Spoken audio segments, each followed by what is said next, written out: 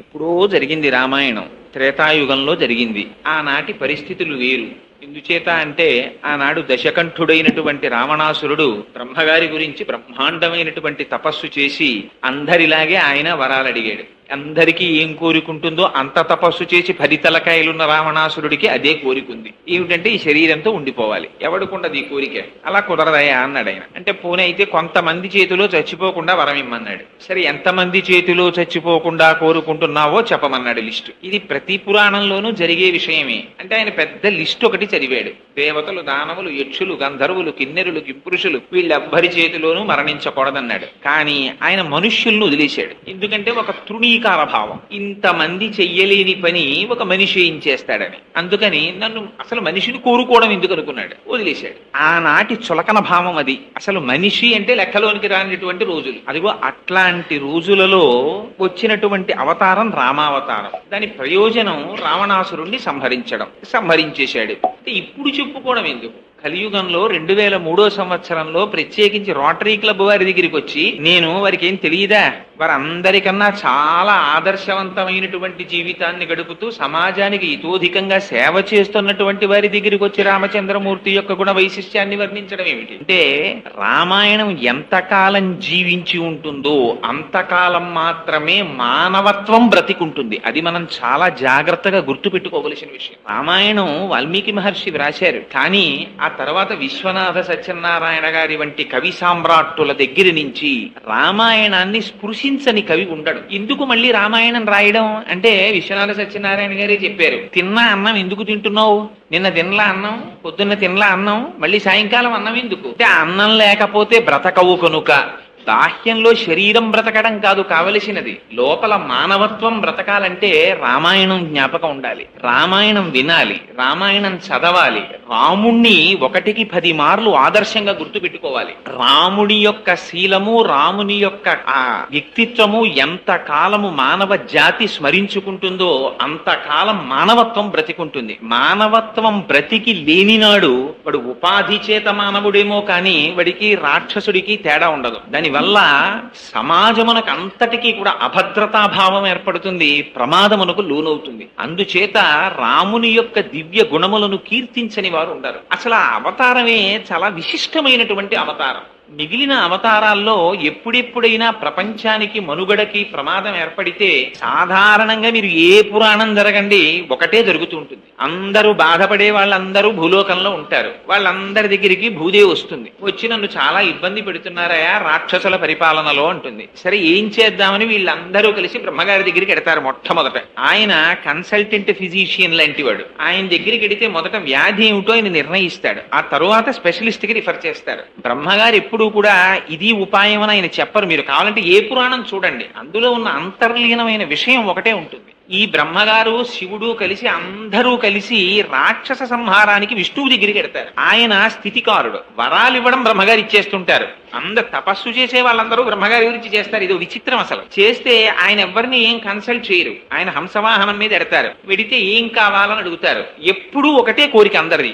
మీరు ఏ రాక్షసుడి కథ చదవండి, వాడికి కనపడగానే వాడు ఏమడుగుతాడంటే, నాకు మరణం ఉండకూడదని అడుగుతాడు. అనగానే బ్రహ్మగారు అంటారు, అలా కుదరదయ్యా అంటారు. వచ్చిన జాతస్య హిద్రుహో మృత్యు ధ్రువం జన్మ మృతస్య చ, వచ్చిన వాడు వెళ్ళిపోక తప్పదు, ఇంకో విషయం అడుగంటాడు. వాడు అడగడు. వాడు మోక్షం కావాలని అడగడు, భక్తి కావాలని అడగడు. పోని వీళ్ళ చేతిలో చచ్చిపోకుండా వరం ఇస్తావా అంటాడు. అలాగే ఇచ్చానంటాడు ఆయన. వీడు సంతోషపడిపోతాడు, ఆయన వెళ్ళిపోతాడు. ఇంతే. ఎక్కడ మీరు ఏ పురాణం జరిగినా ఇదే ఉంటుంది. ఎందుకు అలా రాయడం అంటే, దాని వెనకాతల రహస్యం అంతా ఉంది. ఈయన వెళ్ళిపోయిన తర్వాత వాడికి గర్వం వస్తుంది. వాడు చేసింది తపస్సు, ప్రత్యక్షమైంది బ్రహ్మగారు, పుచ్చుకున్నది వరాలు. వెంటనే గర్వం వచ్చి నన్ను చంపేవాళ్ళు లేడని వాడు నిర్ణయానికి వస్తాడు. వచ్చి ఇంకక్కడి నుంచి అల్లరి ప్రారంభిస్తాడు. మొదట ఎవరి మీద కన్ను పడుతుందంటే, పాపం ఇంద్రుడు ఒక ఆయన దొరుకుతాడు. అందరూ ఆ ఇంద్రుడి మీద కెడతారు. వెళ్ళి ఆ ఇంద్రుడి యొక్క రాజ్యాన్ని వశం చేసుకుంటారు. ఎందుకంటే అది ఇరాక్ లాంటిది. అక్కడ ఆయిల్ ఉందని బుష్ వెళ్ళినట్టే అది అమరావతి. మీకు కథ మారుతుంది, జీవితాలు ఎప్పుడు అలాగే ఉంటాయి. అందుకని వీడి దగ్గర అస్త్ర సంపద ఉంది కాబట్టి వాడు అమరావతి మీద కెడతాడు. వెళ్ళి ఇంద్రుడిని ఇంద్రుణ్ణి రాజ్యభ్రష్టుణ్ణి చేస్తాడు, చేసి ఆక్రమించుకుంటాడు. అప్పుడు భూలోకంలో ఉన్న వాళ్ళకి దేవలోకంలో ఉన్న వాళ్ళు కలుస్తారు. కలిసి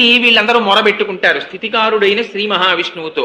స్వామి నువ్వు ఎప్పుడు వస్తావయ్యా, ఈయన చాలా అల్లరి చేస్తున్నాడు అంటారు. ఆ లిస్ట్ ఏమిటని ఆయన బ్రహ్మగారిని అడుగుతాడు. అడిగితే బ్రహ్మగారు చెప్తారు, ఇదిగో ఏదో ఆయన అడిగాడండి, మనుష్యుడి చేతిలో చచ్చిపోను, పగల చచ్చిపోను, రాత్రి చచ్చిపోను, ఇంట్లో చచ్చిపోను, బయట చచ్చిపోను, గోళ్లు ఉన్నవాడితో చచ్చిపోను, గోళ్లు లేని వాడితో చచ్చిపోను, ఇలా ఓ పెద్ద లిస్ట్ అడిగాడు, ఇచ్చానంటాడు. మీరు ఎప్పుడైనా చూడండి విష్ణువు బ్రహ్మగారిని దెబ్బలాడ్డావు, నువ్వు ఎందుకు ఇచ్చావు ఈ వరాలు అసలు అని అడగడు. ఆయన ఎగ్జామ్షన్ ఆలోచిస్తాడు. ఇంట్లో చచ్చిపోకూడదు, బయట చచ్చిపోకూడదు, గడప కదా, పగల చచ్చిపోకూడదు, రాత్రి చచ్చిపోకూడదు, అసుర సంధ్య వేళ కదా, మనిషి చేతిలో చావకూడదు, జంతువుల చేతిలో చావకూడదు, మనిషి జంతువు కాని నృసింహావతారం కదా, ఇన్ని ఆలోచించి ఆయన వస్తాడు. వచ్చి ఇన్ని కోరికలు వినివాడు చచ్చిపోతాడు. అది విచిత్రం. దీనికి అవతారాలు వస్తాయి. వీడు ఇంత తపస్సు చేసి సాధించేది ఏమిట్రా అంటే చిట్ట చివరికి ఎవడైనా ఇలాగే పోతుంటాడు. అలాగే రావణాసురుడు పోయాడు. అయితే రామచంద్రమూర్తి అవతారం మాత్రం విచిత్రం. ఎందుకనంటే అసలు ఎవరెళ్ళి అడగలేదు విష్ణువుని, ఓ శ్రీ మహావిష్ణువా నువ్వు వచ్చి మమ్మల్ని రక్షించమని అడిగిన వాళ్ళు లేరు. కేవలంగా దశరథ మహారాజు గారు నాకు కొడుకులు లేరు, కొడుకుని కనాలి అని చెప్పి ఆయనకు ఒక కోరిక కలిగింది. కోరిక కలిగి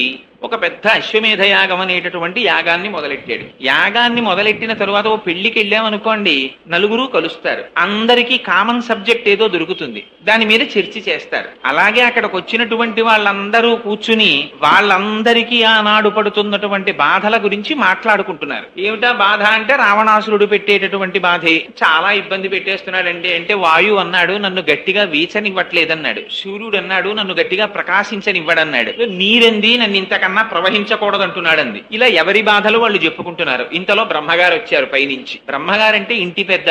ఆయన్ని చూడగానే అందరూ లేచి నిలబడి నమస్కారం చేశారు. నమస్కారం చేసి ఓ మాట చెప్పారు, భగవంత ప్రసాదేన రావణో నామరాక్షస సర్వాన్నో బాధతే వీర్యఛాసితం తన్న శక్నుమః. స్వామి మీరు వరాలు ఇచ్చారు కదా, రావణాసురుడు మమ్మల్ని చాలా బాధ పెట్టేస్తున్నాడండి అన్నారు. అంటే బ్రహ్మగారు అన్నారు, నాకు తెలిసయ్యా, ఇచ్చింది నేనే కదా వరం, వాడు చాలా బాధ పెడుతున్నాడన్న విషయం కూడా నాకు తెలుసు, కానీ వాడిని నిర్జించడానికి శ్రీ మహావిష్ణువు వస్తారు, కంగారు పడకండి. ఎప్పుడెప్పుడు భాగవతులు బాధపడతారో ఆనాడు భగవానుడు వస్తాడు. అనేంతలో ఏతస్మిన్నంతరే విష్ణు రూపయాతో మహాద్యుతి శంఖచక్ర గదాపాణి పీతవాస జగత్పతి అన్నారు వాల్మీకి మహర్షి. అంతటా ఉన్నవాడే విష్ణువు. విష్ణువు లేకపోవడం ఉండదు. ఇప్పుడు కూడా ఉన్నాడు ఆయన, ఇదంతటా ఉన్నాడు. ఉన్నవాడే అక్కడ కనపడ్డాడు. ప్రకటంగా కరచరణాదులతో ఆవిర్భవించాడు. ఆవిర్భవించి వరం ఇచ్చాడు. ఏమని వరం? నేను వస్తున్నానయ్యా, వచ్చి హత్వాక్రూరం దురాత్మానం దేవర్షీణాం భయావహం దశవర్ష సహస్రాణి దశవర్ష శతాని చ అన్నాడు. ఆ రాక్షసుడైనటువంటి రావణాసురుణ్ణి నిర్జిస్తాను, తర్వాత 11,000 సంవత్సరములు ఈ భూభారం వహిస్తానన్నారు. ఏమి ఎవరడిగారు? 11,000 సంవత్సరాలు పరిపాలించడం ఎందుకు అంటే, అప్పటికి మనుష్య జాతి ఎన్ని కష్టాలు పడిందంటే రావణాసురుడి పరిపాలనలో అసలు మనిషిగా బ్రతకడం మర్చిపోయారు. మళ్ళీ మనిషి యొక్క ఔన్నత్యం ఏమిటో చెప్పడానికి 11,000 సంవత్సరములు పరిపాలిస్తానన్నాడు. అందుకొచ్చింది రామరాజ్యం. అందుకని 11,000 సంవత్సరములు పరిపాలిస్తానని వరమిచ్చి దశరథ మహారాజు గారికి తాను కుమారుడనై జన్మిస్తున్నానని తనంత తానుగా ఆయన ప్రకటించుకున్నారు. తత పద్మపలాసాక్ష కృత్వాత్మానం చతుర్విధం పితరం రోచయామాస తథా దశరథం నృపం అన్నారు వాల్మీకి మహర్షి బాలకాండలో. నేనే నలుగురిగా వస్తున్నాను అన్నారు. రామ లక్ష్మణ భరత శత్రుఘ్నులు నలుగురు శ్రీ మహావిష్ణువు.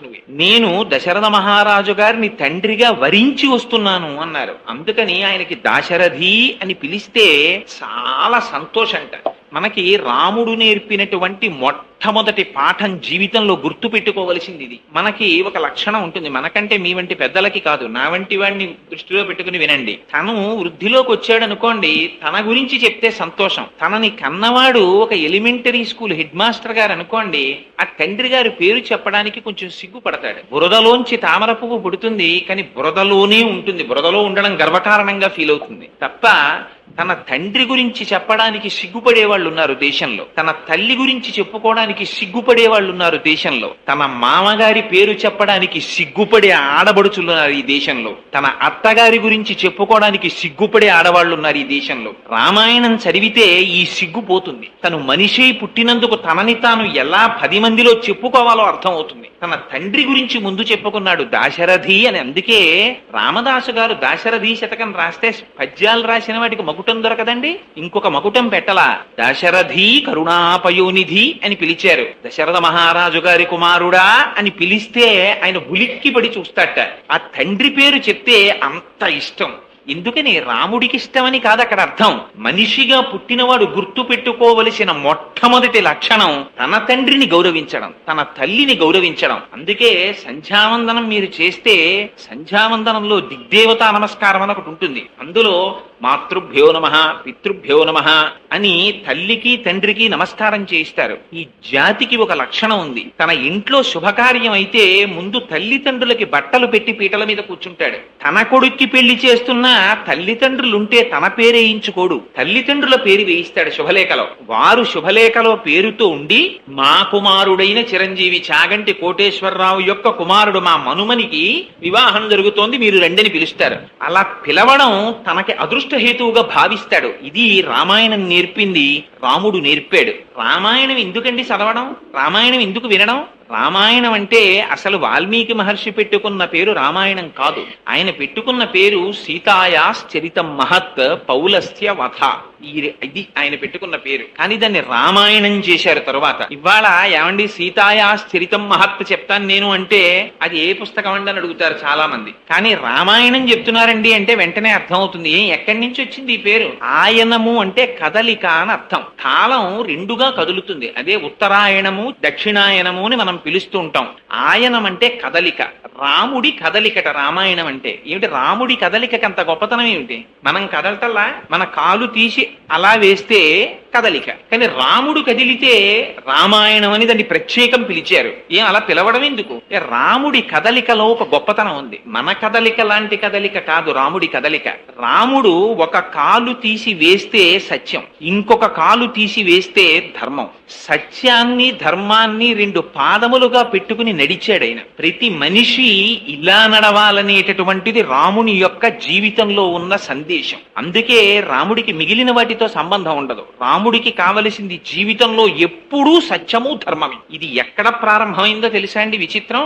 బాలకాండలో దశరథ మహారాజు గారు కూర్చున్నారు. కూర్చుని కొడుక్కి పెళ్లి చేయాలని ఆయనకు ఆలోచన వచ్చింది. ఆలోచన వచ్చి మంత్రులతోటి దగ్గర ఉన్నటువంటి ఋషులతోటి వశిష్ఠ మహర్షితోటి మాట్లాడుతూ ఒక మాట అన్నారు. నాకు పిల్లలు పుట్టారు, 9 కుమారులు, వాళ్ళకి యుక్త వయస్సు వచ్చింది, వివాహం చేద్దాం అనుకుంటున్నాను అన్నారు. ఇలా ఆయన అన్నారు. తస్య చింతయమానస్యా మంత్రి మధ్యే మహాత్మనః అభ్యాగచ్చన్ మహాతేజ విశ్వామిత్రో మహారుషి అన్నారు వాల్మీకి. ఇలా అనుకున్నారయ్యా పెళ్లి చేద్దామని, విశ్వామిత్రుడు వచ్చాడన్నారు. వెంటనే అక్కడ ద్వారపాలకులు పరిగెత్తుకొచ్చి మహాప్రభో విశ్వామిత్రుడు వచ్చాడన్నారు. విశ్వామిత్రుడు అంటే అప్పటి వరకు కోపానికి ప్రతీక, శాపానికి ప్రతీక. భయపడి దశరథ మహారాజు గారు పరిగెత్తుకుంటూ వెళ్లారు, పాదోదకం ఇచ్చారు, తీసుకొచ్చారు, ఉచితాసనం మీద కూర్చోపెట్టారు. అసలు అడగల విశ్వామిత్రుడు ఏమీ నోరు విప్పి. ఈయనకే భయం లోపల. కోపిష్టివాడు ఎవరైనా ఇంటికి వచ్చాడు అనుకోండి ఏమంటాడో అని ముందు ఈయనే మాట్లాడేశారు. మీరు రావడమే చాలా గొప్పండి, మీరు వచ్చారు, ఎంత అదృష్టం మాకు, మీకు ఉచితాసనం బాగుందా, మీకు ఏం కావాలి, మీకు ఏం కావాలంటే అది ఇచ్చేస్తాను, మీకు ఏం కావాలో చెప్పండి, మీకు సేవ చెయ్యడమే నా జన్మకి గొప్ప అదృష్టం అన్నాడు. అన్ని వినాయన అన్నాడు. అబ్బా ఎందుకంటే అన్ని విషయాలు చెప్తున్నారు. అహం వేద్మి మహాత్మానం రామం సత్యపరాక్రమం వశిష్ఠోపి మహాతేజ ఏచే మే తపసి స్థితాః అన్నాడు. ఒక సామాన్యుడు మాట్లాడడానికి ఒక ఋషి మాట్లాడడానికి ఎంత తేడా ఉంటుందో చూడండి. నాకు విషయం తెలిసయ్యా, రాముడు గొప్ప సత్యవాది, ధర్మాత్ముడు, సాక్షాత్తు పరబ్రహ్మం. ఇది నేను చెప్పడం కాదు, వశిష్ఠాదులకి కూడా తెలిసి విషయం అన్న. ఈ విషయం అంటే సంతోషించాలా దశరథ మహారాజు గారు? ఉలిక్కి పడాలా? ఆయన ఉలిక్కి పడ్డాడు. కొంప తీసి రాముణ్ణి పొగుడుతున్నాడేమిటి, ఆయన్ని గాని ఇమ్మంటాడా ఏమిటని. ఎందుకంటే ఆయనకి పుత్రవాత్సల్యం, కొడుకుని ఇమ్మంటాడేమోనని భయం. అందుకని ఆయన అన్నాడు ఇవ్వను అని ముందే చెప్తే ఇప్పటిదాకా ఇస్తానన్నామంటాడేమోనని. ఊనషోడశ వర్షో మే రామో రాజీవలోచన నయుద్ధ యోగ్యత మస్య పశ్యామి సహరాక్షసై అన్నాడు. యాగం చేస్తున్నానయ్యా, దాన్ని రక్షించడానికి మీ పిల్లలిద్దరినీ పంపిస్తా ఏమిటన్నాడు ఆయన. ఇప్పటి వరకు ఏం కోరితే ఇస్తానన్నాడు దశరథ మహారాజు గారు. తీరా రామలక్ష్మణులు నిమ్మంటే ఇవ్వను అంటే విశ్వామిత్రుడు చెప్పిస్తాడేమోనని చిన్న శ్లేష మొదలెట్టాడు అందులో. ఊనషోడశ వర్షో మే రామో రాజీవలోచన.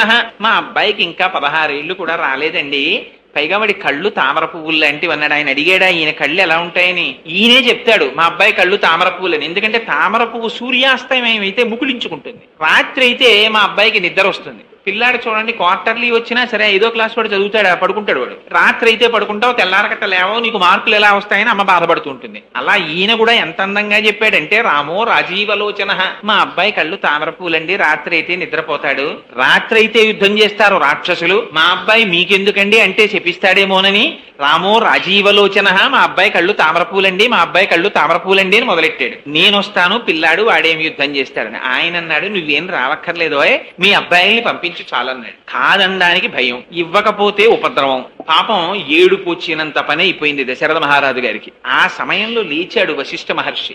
లేచి ఉన్న మాట చెప్పేశాడు. ఏమనుకుంటున్నావో, విశ్వామిత్రుడంటే సామాన్యుడు కాడు, ధనుర్వేదం అంతా తెలుసు. నా మాట విని దశరథ రాముణ్ణి పంపించు అన్నాడు. వెంటనే సపుత్రమూర్ధ్యుపాఘ్రాయ రాజా దశరథ ప్రియం దదౌ కుశికపుత్రాయ సప్రీతేన అంతరాత్మన. రామాయణం అంతా ధర్మమేనండి. బ్రహ్మస్థానమునందు ముద్దు పెట్టుకున్నట్టే. ఒక వయసు వచ్చినటువంటి పిల్లల్ని ఎక్కడ పడితే అక్కడ ముద్దు పెట్టుకోకూడదు.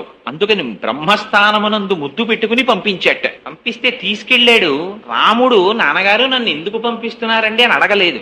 లక్ష్మణుడు రాముణ్ణి అనుసరించి వెళ్ళిపోయాడు. విశ్వామిత్రుడు రండి నా వెంట అన్నాడు. రండి నా వెంట అన్నప్పుడు రథం ఎక్కడమో కారు తీసుకురావడమో ఇలాంటివి ఉండవు. మహర్షుల వెనకాతలు వెళ్ళేటప్పుడు ఆయన వచ్చారు, వెనకాతలు వెళ్ళిపోవడమే. పదండి పిల్లలు అన్నాడు విశ్వామిత్రుడు. బయలుదేరారు వెనకాతల. ముందు ఆయన నడుస్తున్నాడు, వెనక పిల్లలు నడుస్తున్నారు. ఎంతసేపు నడిచారో తెలుసా అండి? 12 మైళ్ళ దూరం ఆపకుండా నడిపించేశాడు. 12 మైళ్ళు నడిచేటప్పుడు కూడా ఎక్కడ లక్ష్మణుడు రాముడిని అడగలేదు, రాముడు విశ్వామిత్రుడిని అడగలేదు. ఏమంటే ఎక్కడికి ఎడుతున్నామండి మనం, ఎందుకు ఇంత దూరం నడిపిస్తున్నారు, మనం ఏ ఊరెడుతున్నామని కూడా వాళ్ళు అడగలేదు. 12 మైళ్ళు పుత్రకామేష్టి చేస్తే 60,000 సంవత్సరముల వయస్సు కలిగిన దశరథ మహారాజు గారికి పుట్టి ఎండకన్నెరుగునటువంటి జీవితాన్ని కడికి హంసతూలికా తల్పముల మీద పడుకున్న రామచంద్రమూర్తి ఎంతటి ధర్మ నిష్ఠాగరిష్ఠుడంటే, ఎదురుగుండా మహర్షి నడుస్తున్నారు, అంతే పరమ ప్రయోజనం. ఆయన వెనకాతల నడిచి వెళ్ళిపోయారు. వెళ్ళిపోతే చీకటి పడింది. పిల్లల వంక చూశాడు విశ్వామిత్రుడు. చూసి అలసట చెంది ఉన్నారు.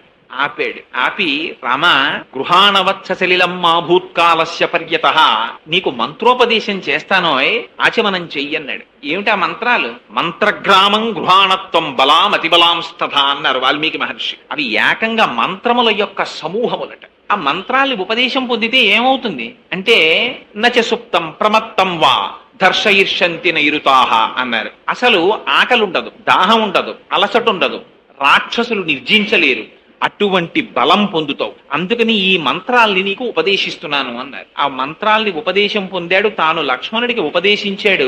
గడ్డి తీసుకొచ్చి నేల మీద వేసి దీని మీద 2 పిల్లలు కలిసి పడుకోండి అన్నాడు విశ్వామిత్రుడు. 2 పిల్లలు రాముడు లక్ష్మణుడు కలిసి పడుకున్నారు. ఎలా పడుకున్నారంటే, ఒకటో హంసతూలికా తల్పాలు అలవాటు అయిపోయి బొత్తిగా తీసుకొచ్చి ఇలా గడ్డి మీద పడుకోబెట్టాడండి. మమ్మల్ని నిద్ర పట్టక అటు ఇటు దుర్లుతూ పడుకోలేదుట.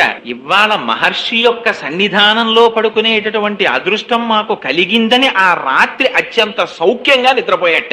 ఎందుకు ఈ మాట అండం మహర్షి? నిద్ర పట్టేది ఎప్పుడు పడుతుందో తెలుసా అండి? శరీరమునకు కలిగినటువంటి బడలిక చేత నిద్ర పట్టదు. మనస్సు ప్రశాంతతని పొందితే నిద్రపడుతుంది. మనస్సు ఒక విషయమునందు రమిస్తూ ఉండిపోయింది అనుకోండి, నిద్ర పట్టదు. ఆ విషయంలో ఉండిపోతుంది మనస్సు. మనస్సు నిద్రపోవడమే నిద్రపోవడం అంతే. మనస్సు ఆత్మలోకి వెళ్ళిపోయింది అనుకోండి, వాడు నిద్రపోయాడంటారు. మనస్సు ఇంకా తెలివిలో ఉందనుకోండి, నిద్ర పట్టలేదంటారు. ఒక్కొక్కడు హంసతూలికా తల్పం మీద పడుకున్నట్టే పడుకుంటాడు. ఇంట్లో ఏసీ ఉంటుంది, దోమలు రాకుండా చక్కగా 5 జెట్ ల్యాంపులు వెలుగుతుంటాయి, చల్లగా ఉంటుంది. 4 ఫోమ్ బెడ్లు వేసుకుంటాడు, డిస్టర్బెన్స్ ఉండదు, హాయిగా పడుకుంటాడు. రాత్రల్లా నిద్ర పట్టలేదంటాడు. ఎందుకు పట్టదు నిద్ర? ఎందుకు పట్టదంటే, మళ్ళీ భారతంలో మహానుభావుడు ధృతరాష్ట్రుడికి చెప్పేశాడు సంజయుడు, నిద్ర పట్టని వాళ్ళ లక్షణాలు ఏమిటో నేను చెప్తాను, నువ్వు వినని. అందుకని కొన్ని విషయాలు ఉన్న వాళ్ళకి నిద్రలు పట్టవు. అందుకని అంత నిద్ర పట్టకపోవడం ఏమిటి అంటే, వాడి మనస్సు నిద్రపోవడానికి ఉద్యుక్తమై లేదనమాట. కానీ గురువు వెంట వెళ్ళినటువంటి రామలక్ష్మణులకి గురువు పట్ల ఎలా ప్రవర్తించాలో మొట్టమొదట చూపించాడు రామచంద్రమూర్తి. గడ్డి వేసి పడుకోపెడితే గడ్డి మీద నిద్రపోయాడు. అంటే గురువు యొక్క శుశ్రూషలో మైమరచిపోయేటటువంటి మనస్తత్వం ఉన్నవాడు తప్ప, గడ్డి మీద నన్ను పడుకోబెట్టారు ఏమిటోనండి, ఎంత గురువు గారు అయితే మాత్రం ఏంటి ఇలా పడుకోబెట్టారు మమ్మల్ని, రాజకుమారులం మేము ఇలా పడుకుంటామా అని అడిగినవాడు కాడు. ఇది రాముడి లక్షణం. గురువుల వెంట వెళ్ళినప్పుడు ఎలా ప్రవర్తించాలో చూపించినటువంటి వాడు రామచంద్రమూర్తి. ఆయన జీవితం అంతా సత్యధర్మాలే. పడుకున్నారు. కౌసల్య సుప్రజారామ పూర్వా సంధ్యా ప్రవర్తతే ఉత్తిష్ట నరశార్దూలా కర్తవ్యం దైవమాత్మికం. ఆ నిద్ర లేపడంలో అందం చూడండి. ఉత్తిష్ట, కౌసల్య సుప్రజారామ లేవబోయ్ నిద్ర అని లేపారు. కానీ లేపినది ఎందుకు లేపారు? పిల్లవాణ్ణి నిద్ర లేపడంలో ఎలా నిద్ర లేపాలో విశ్వామిత్రుడు చూపించాడు, ఎందుకు నిద్ర లేవాలో రాముడు చూపించాడు. నిద్ర లేవడం న్యూస్ పేపర్ చదవడానికి కాదు, నిద్ర లేవడం కాఫీ తాగడానికి కాదు, నిద్ర లేవడం ఇవాళ ఎటువంటి చండాలం పనులు చెయ్యాలో ఆలోచించుకోవడానికి కాదు. ఇలా లేచిన వాడు ఉన్నాడు, రావణాసురుడు నిద్రలేస్తుంటాడు. దీన్ని చూపిస్తారు మహర్షి. వాడు నిద్రలేస్తూనే హా సీత అంటూ మొహం కూడా కడుక్కోకుండా అశోకవనానికి వెళ్ళాడు. ఈయన నిద్రలేస్తూ విశ్వామిత్రుడు చూపిస్తాడండి, కౌసల్య సుప్రజారామ పూర్వా సంధ్యా ప్రవర్తతే ఉత్తిష్ట నరసార్దూల కర్తవ్యం దైవమాహ్నికం. ఆహ్నికాన్ని ఆచరించాలి రామా, తూర్పు తెల్లవారిపోతోంది, సంధ్యావందనాధికాలు చెయ్యాలి, నిద్రలెమ్మన్నారు. యజ్ఞోపవీతం ఒంటి మీద ఉన్నవాడు నిద్ర లేవడం తూర్పు తెల్లవారక ముందు ఎందుకు నిద్ర లేవాలో చూపించారు మహర్షి. సంధ్యావందనం చేయడానికి లేచాడు రాముడు. లేచి సంధ్యావందనాదులు నిర్వర్తించారు. తాటకని సంహరించవలసి వచ్చింది. సంహరించవలసి వస్తే విశ్వామిత్రుడు పిలిచి చెప్పాడు, ఆయనకి తెలియనటువంటి విషయం లేదు. వశిష్ఠ మహర్షి దగ్గర శుశ్రూష చేసి వేదమంతా నేర్చుకున్నారు. స్త్రీని చంపకూడదు రాజు, కానీ ఆయన పిలిచి అన్నారు, అనుశంసం వా ప్రజారక్షణ కారణాత్ పాతకం వా శీతోషం వా కర్తవ్యం రక్షతా సదా రాజ్యభార నియుక్తానాం దేశధర్మ సనాతన. ఇంతే చెప్పాడు విశ్వామిత్రుడు. ఈ పని చెయ్యడం వల్ల నృశంసం అనుశంసం వా, దాని వల్ల పేరు రావచ్చు, అది చాలా అసహ్యకరమైన పని అయ్యి ఉండొచ్చు. కానీ రాజ్యభార నియుక్తానాం దేశధర్మ సనాతన, రాజ్యభారాన్ని వహించినటువంటి రాజు ఈ చేసేటటువంటి పని కృత్యమా అకృత్యమా అని ఆలోచించకుండా ప్రజల్ని రక్షించడం కోసం గోబ్రాహ్మణ హితార్థాయ దేశస్యాయ సుఖాయ చ సంహరించవలసినది. అందుకని స్త్రీ అని చూడకు రామా, సంహరించు అన్నాడు. అంటే రాముడు ఏమన్నాడో తెలుసా అండి? ఒక్కటే మాట చెప్పాడు, పితుర్వచన నిర్దేశాత్ పితుర్వచన కారణాత్ వచనం కౌశికస్యేతి కర్తవ్యమనిశంకయ. మహర్షి, నాకు మా నాన్నగారు మీ వెంట వెళ్ళమని చెప్పారు, మీరు ఏం చెయ్యమని చెప్తే అది చెయ్యమని చెప్పారు. పితుర్వచన నిర్దేశాత్ పితుర్వచన కారణాత్, ఇది రాముడంటే. తండ్రి చెప్పినటువంటి మాట చెయ్యడానికి కొడుకున్నాడు తప్ప తండ్రి ఒక పని చెయ్యమని పంపించిన తరువాత తన స్వప్రజ్ఞతో ఆలోచించిన వాడు కొడుకు కాడు. పితుర్వచన నిర్దేశాత్ పితుర్వచన కారణాత్ వచనం కౌశికస్యేతి. మహర్షి పక్క నుండి చెప్తున్నారు, గురువులు చెప్తున్నారు సంహరించమని. నా బుద్ధితో ప్రమేయం లేదు, సంహరిస్తానన్నాడు. ఇది రాముడంటే. రాముడికి వేదం తెలియదా? రాముడికి బ్రహ్మసూత్రాలు తెలియవా? రాముడికి ఉపనిషత్తులు తెలియవా? కానీ ఒక్క మాట ఎదురు తిరిగి రాముడు ప్రశ్నించలేదు. కానీ అసలు అలా స్త్రీని సంహరిస్తే నాకేమైనా దోషం వస్తుందా అని అడిగినవాడు కాడు రాముడు. గురువు పట్ల ఎలా ప్రవర్తించాలో, తండ్రి పట్ల ఎలా ప్రవర్తించాలో, తండ్రి పక్కన లేకపోయినా తండ్రి మాటని ఎలా అనువర్తించాలో చూపించాడు మహానుభావుడు అని తాటకా సంహారం చేశాడు. సీతా కళ్యాణం దగ్గరికి వెళ్ళారు. వెడితే ఆ ధనస్సుని తీసుకొచ్చి శివధనస్సును అక్కడ పెట్టారు. ఒక్క మాటే అన్నాడు మహానుభావుడు. విశ్వామిత్రుడు ఎక్కువ మాట్లాడలేదండి. వత్స రామ ధనుపశ్య ఇది రాఘవమబ్రవీత్ అంతే అన్నారంతే వాల్మీకి మహర్షి. ఓ రామ, చూడబోయి ఈ శివధనస్సుని అన్నారు. అంటే రాముడు ఏమనాలి? అంతమంది రాక్షసుల్ని సంహరించి వచ్చాడేమో, తన భుజ పరాక్రమం పట్ల తనకి అతిశయం ఉంటే, ఏమిటి గురువు గారు దీన్ని చూడమంటారు, ఎత్తి అవలేలగాని సంధించేస్తానండి అనాలి. అలా అనలేదు రాముడు. ఆయన అన్నారు, ఇదం ధనుర్వరం బ్రహ్మన్ సంస్పృశామిహ పాణిన. గురువు గారు, మీరు దీన్ని చూసి తాకమని చెప్పారు, మీ అనుజ్ఞ అయింది కాబట్టి నేను దీన్ని ఒక్కసారి దర్శించి ముట్టుకుంటాను. యత్నవాంశ్చ భవిష్యామి తొలనే పురణేపివ. దీన్ని నేను సంధించాలని అనుకుంటున్నాను, దీన్ని ఎక్కువ పెట్టాలని అనుకుంటున్నాను, మీరు నాకు అనుజ్ఞ ఇవ్వవలసింది అన్నాడు. ఈ రాముడి వినయ సంపత్తి. తాను ఇంత రాక్షస సంహారం చేసి వచ్చాడు, అయినా ఆయనలో ఇంత అతిశయం ఉండదు. గురువు దగ్గర ఎలా మాట్లాడాలో, తాను ఏం చేసినా అది గురువుల వైభవం అని ఎలా ప్రవర్తించాలో ఈ జాతికి నేర్పాడండి మహానుభావుడు రామచంద్రమూర్తి. అంటే విశ్వామిత్రుడు అన్నాడు, ఆయన బ్రహ్మర్షి. సౌందర్యలహరిలో శంకర భగవత్పాదాచార్యులు అంటారు, జపో జల్ప శిల్పం సకలమపి ముద్రా విరచన అని. బ్రహ్మర్షి స్థితిని పొందినటువంటి వాడు చెయ్యిలా అన్నాడు అనుకోండి, అది ముద్ర అయిపోతుంది. నోటి వెంట ఒక మాట అన్నాడు అనుకోండి, అది సత్యం అయిపోతుంది. ఆయన తిన్నాడు అనుకోండి, యజ్ఞం అయిపోతుంది. ఆయన పడుకుంటే సమాధి అయిపోతుంది. అటువంటి బ్రహ్మర్షి రామ, శుభం భూయా, ఎక్కుపెట్టు అన్నాడు అనుకోండి, అది సత్యం అయిపోతుంది. గురువు దగ్గర ఆశీర్వచనాన్ని ఎలా పొందాలో వినయ సంపత్తితో రాముడు నేర్పాడు. అలాగే అన్నాడంతే విశ్వామిత్రుడు. ఎక్కువ పెట్టాడు, ధనస్సు విరిగిపోయింది. విరిగిపోతే ఆశ్చర్యకరమైన విషయం ఏమిటంటే మిగిలిన కవులు ఎలా వర్ణించారంటే సీతాస్వయంవరం జరుగుతోంది, ఏదో ధనస్సు విరిచేశాడు, వెంటనే సీతమ్మ తెచ్చి రాముడి మెళ్ళలో దండ వేసేసిందని చెప్తారు. వాల్మీకి మహర్షి అలా చెప్పలేదండి. బాలకాండలో ధనస్సుని విరిచేయగానే జనక మహారాజు గారు సింహాసనం నుంచి లేచి ఒక అద్భుతమైన మాట అన్నాడు. అత్యద్భుతమచింత్యంచ అతర్కితమిదమ్య. ఏమి పరాక్రమమయ్యా రాముడిది, ఎవరు శివధనస్సు నిక్కు పెడతారో వాళ్ళకి పిల్లనిస్తానని మాటనిచ్చాను, అందుకని నా కూతుర్ని రాముడికి ఇస్తాను, కానీ ఈ మాట దశరథ మహారాజు గారికి కబురు చేస్తానన్నాడు. ఇది మనం నేర్చుకోవలసిన విషయం. తాను ఎంత గొప్పవాడు కానివ్వండి, తాను ఎంత చదువు చదవనివ్వండి, తను ఎంత పెద్ద ఉద్యోగంలోకి వెళ్ళనివ్వండి, తన భార్యని తానించుకున్న నాడు, తన భర్తని తానించుకున్న నాడు వాడు మళ్ళీ ఎల్కేజీకి వచ్చేసినట్టు లెక్క.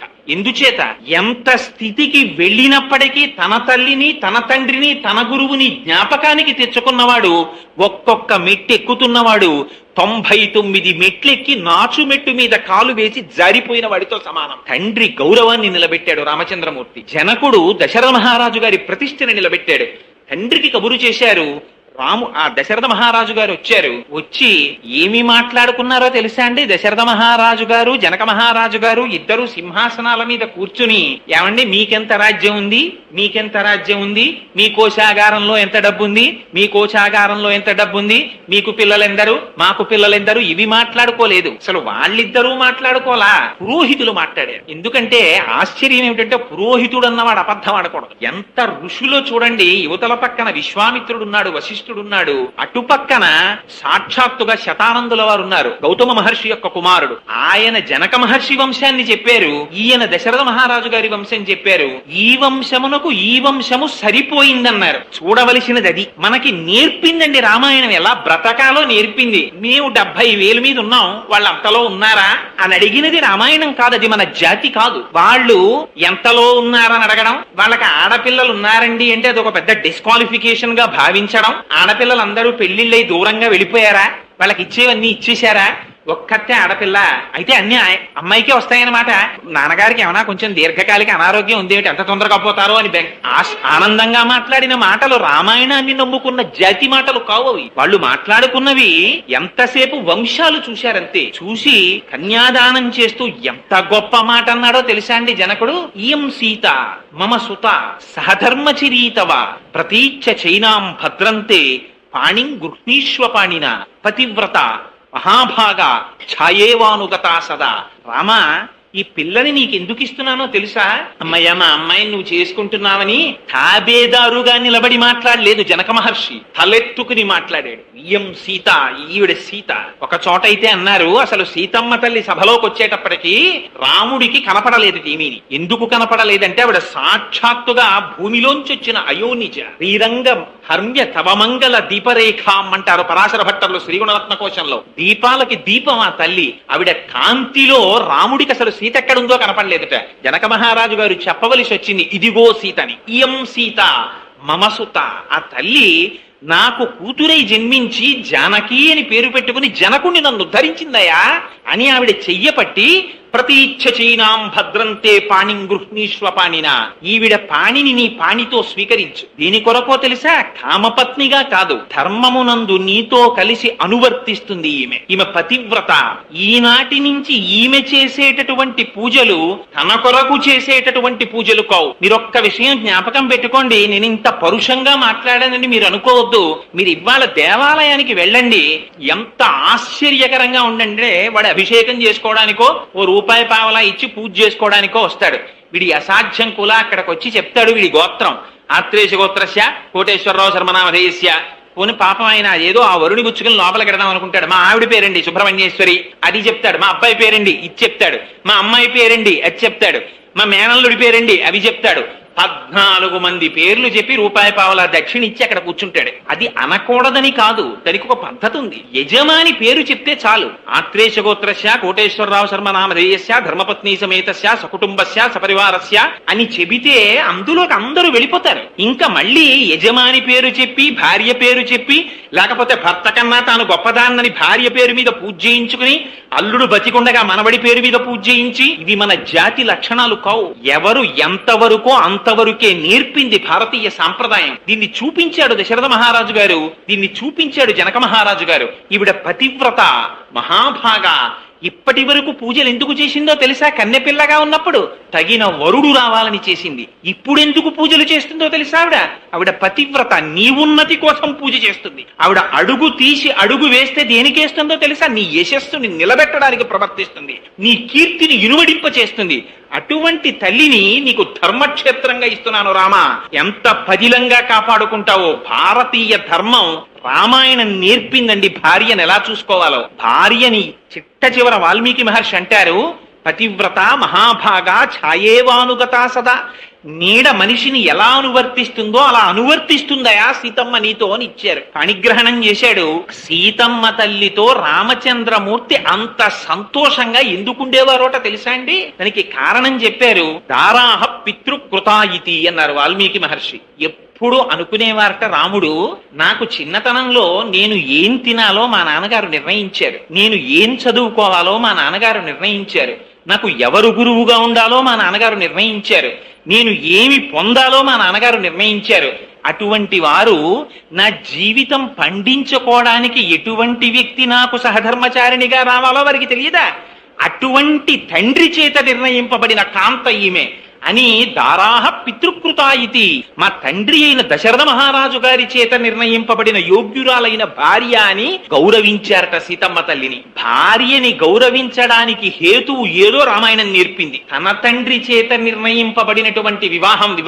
ఇవాళ మన జాతి ఎంత దౌర్భాగ్యానికి వెళ్ళిపోయిందంటే, వీడే పెళ్లి కార్డు వేసుకుంటాడు, తల్లి తండ్రి లేని అనాథ వేసుకున్నట్టు. ఐ ఇన్వైట్ ఏమిటి అంటే వీరికి ఎవరు లేరా? అది కూడా సైడ్ హెడ్డింగ్లే. పోనీ ఆ పిలవడంలో కూడా ఏతత్ శుభముహూర్తమునకు పెద్దలు నిశ్చయించినారు కాన తామెల్లరూ విచ్చేసి మదర్పిత చందన తాంబూలాది సత్కారములను స్వీకరించి మమ్మ ఆనందింపచేయ ప్రార్థన గౌరవంగా పిలవడం అది లేదిప్పుడు. సుముహూర్తం 7 గంటల 2 నిమిషాలు మే 13 వేదిక ఫలానా చోటు, విందు నా బొంద ఏదో ఫలానా చోటుకి అడుక్కు తినేవాళ్ళ నువ్వు వస్తే మేము పెడతాం. ఆ వచ్చిన వాడు అక్షతలు వెయ్యక్కర్లేదు. వాడు ఎందుకు వస్తాడంటే బఫేకి వస్తాడు. రాగానే వాడి చేతిలో పళ్ళెం పెడతారు. వాడు అన్నార్తితో వచ్చిన వాళ్ళ పళ్ళెం అందుకుని అక్కడ పెట్టేటటువంటి వాడి దగ్గరికి వెడితే వాడు 2 చేతులతో సవ్యసాచిలా ఈ చేత్తో పప్పు, ఈ ఎడం చేత్తో అన్నం వాడి విస్తట్లో ఇలా పారేస్తాడు పళ్ళెంలో. అది అట్టుకుని వాడి చెప్పులతో మూల నిలబడి అది ఇది కలుపుకు తింటూ ఉంటాడు. మళ్ళీ వాడికి ఆకలేస్తే మళ్ళీ ఏ పదార్థం ఎక్కడ పెడుతున్నారో అక్కడికి వెళ్ళి నిలబడతాడు. మళ్ళీ వాడికి వేస్తారు, వాడు తెచ్చుకు తింటాడు. ఇది శుభలేఖ అలా అయింది. కానీ ఆనాడు జరిగినటువంటి వివాహాలు, ఆనాడు జరిగినటువంటి సాంప్రదాయాలు అటువంటివి కావు. ఎంత గౌరవంగా ప్రవర్తించాలో నేర్పింది రామాయణం, నేర్పాడు రామచంద్రమూర్తి. అందుకని దారాహ పితృకృత, ఇది మా నాన్నగారు చేసిన పెళ్ళయ్య, మా నాన్నగారు ఇచ్చినటువంటి భార్య అని గౌరవించాట భార్యని, సీతమ్మ తల్లిని. అయితే తండ్రి గారు నిర్ణయించినంత మాత్రము చేత గౌరవింపబడినది కాదుట, మామగారు చేసిన నిర్ణయం సక్రమమైనదే అని నిరూపించిందిట సీతమ్మ. ఎలా నిరూపించింది అంటే గుణాక్షాపి అన్నారు వాల్మీకి మహర్షి. తన గుణముల చేత, తన ప్రవర్తన చేత రామునికి యోగ్యమైన ఇల్లాలిని అని నిరూపించిందిట సీతమ్మ. అలా సీతారాములంటే ఇద్దరు కలిసి నడిచారట. ఆశ్చర్యం ఏమిటో తెలుసా అండి, రాముడికి సర్వకాలముల యందు కావలసినది ధర్మమే. హాయిగా వైవాహిక జీవితాన్ని గడుపుతున్నాడు ఆయన. ఎప్పుడూ తండ్రి గారిని ఏమీ అడగలేదు. ఒకనాడు దశరథ మహారాజు గారు తొందరపడిపోయి తనంత తాను ముహూర్తాలు పెట్టేసుకుంటుంటాడు. ఆయనకు అదో అలవాటు దశరథుడికి. ఒకనాడు సభ ఇచ్చాడు. సభికులందరూ కూర్చున్నారు. కూర్చున్న తర్వాత వాళ్ళందరినీ పిలిచాడు. పిలిచి చైత్ర శ్రీమాన్ అయం మాస పుణ్య పుష్పిత కానన యవ్వరాజ్యాయ రామస్య సర్వం మే ఉపకల్ప్యతాం. ఇది చైత్రమాసం, చాలా శుభప్రదమైనటువంటి మాసం. అందుకని మా అబ్బాయి రామచంద్రమూర్తికి యవ్వరాజ్య పట్టాభిషేకం చేద్దాం అనుకుంటున్నాను.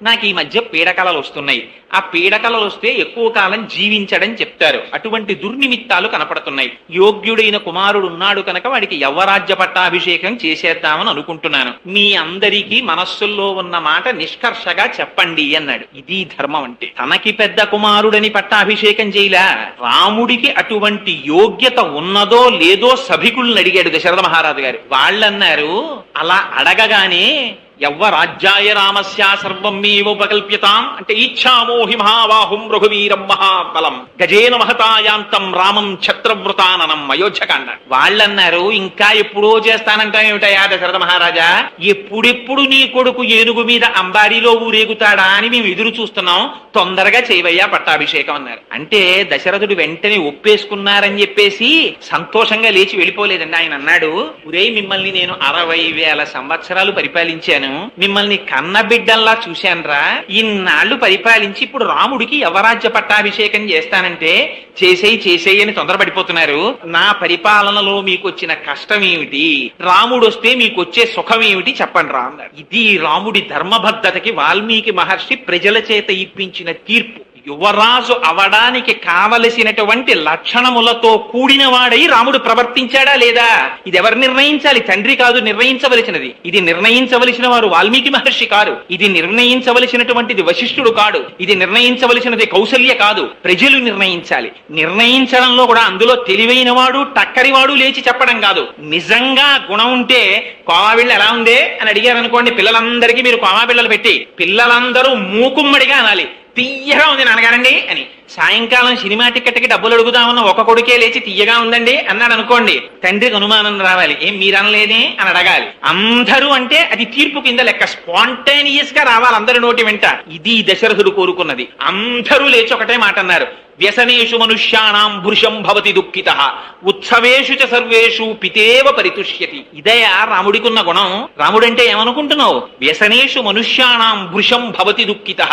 రాముడు ఎంత గొప్పవాడంటే తన రాజ్యంలో ఉండేటటువంటి వారికి ఏదైనా కష్టం కలిగితే తల్లి ఏడిచినట్టు ఏడుస్తూనే ఉంటాడు.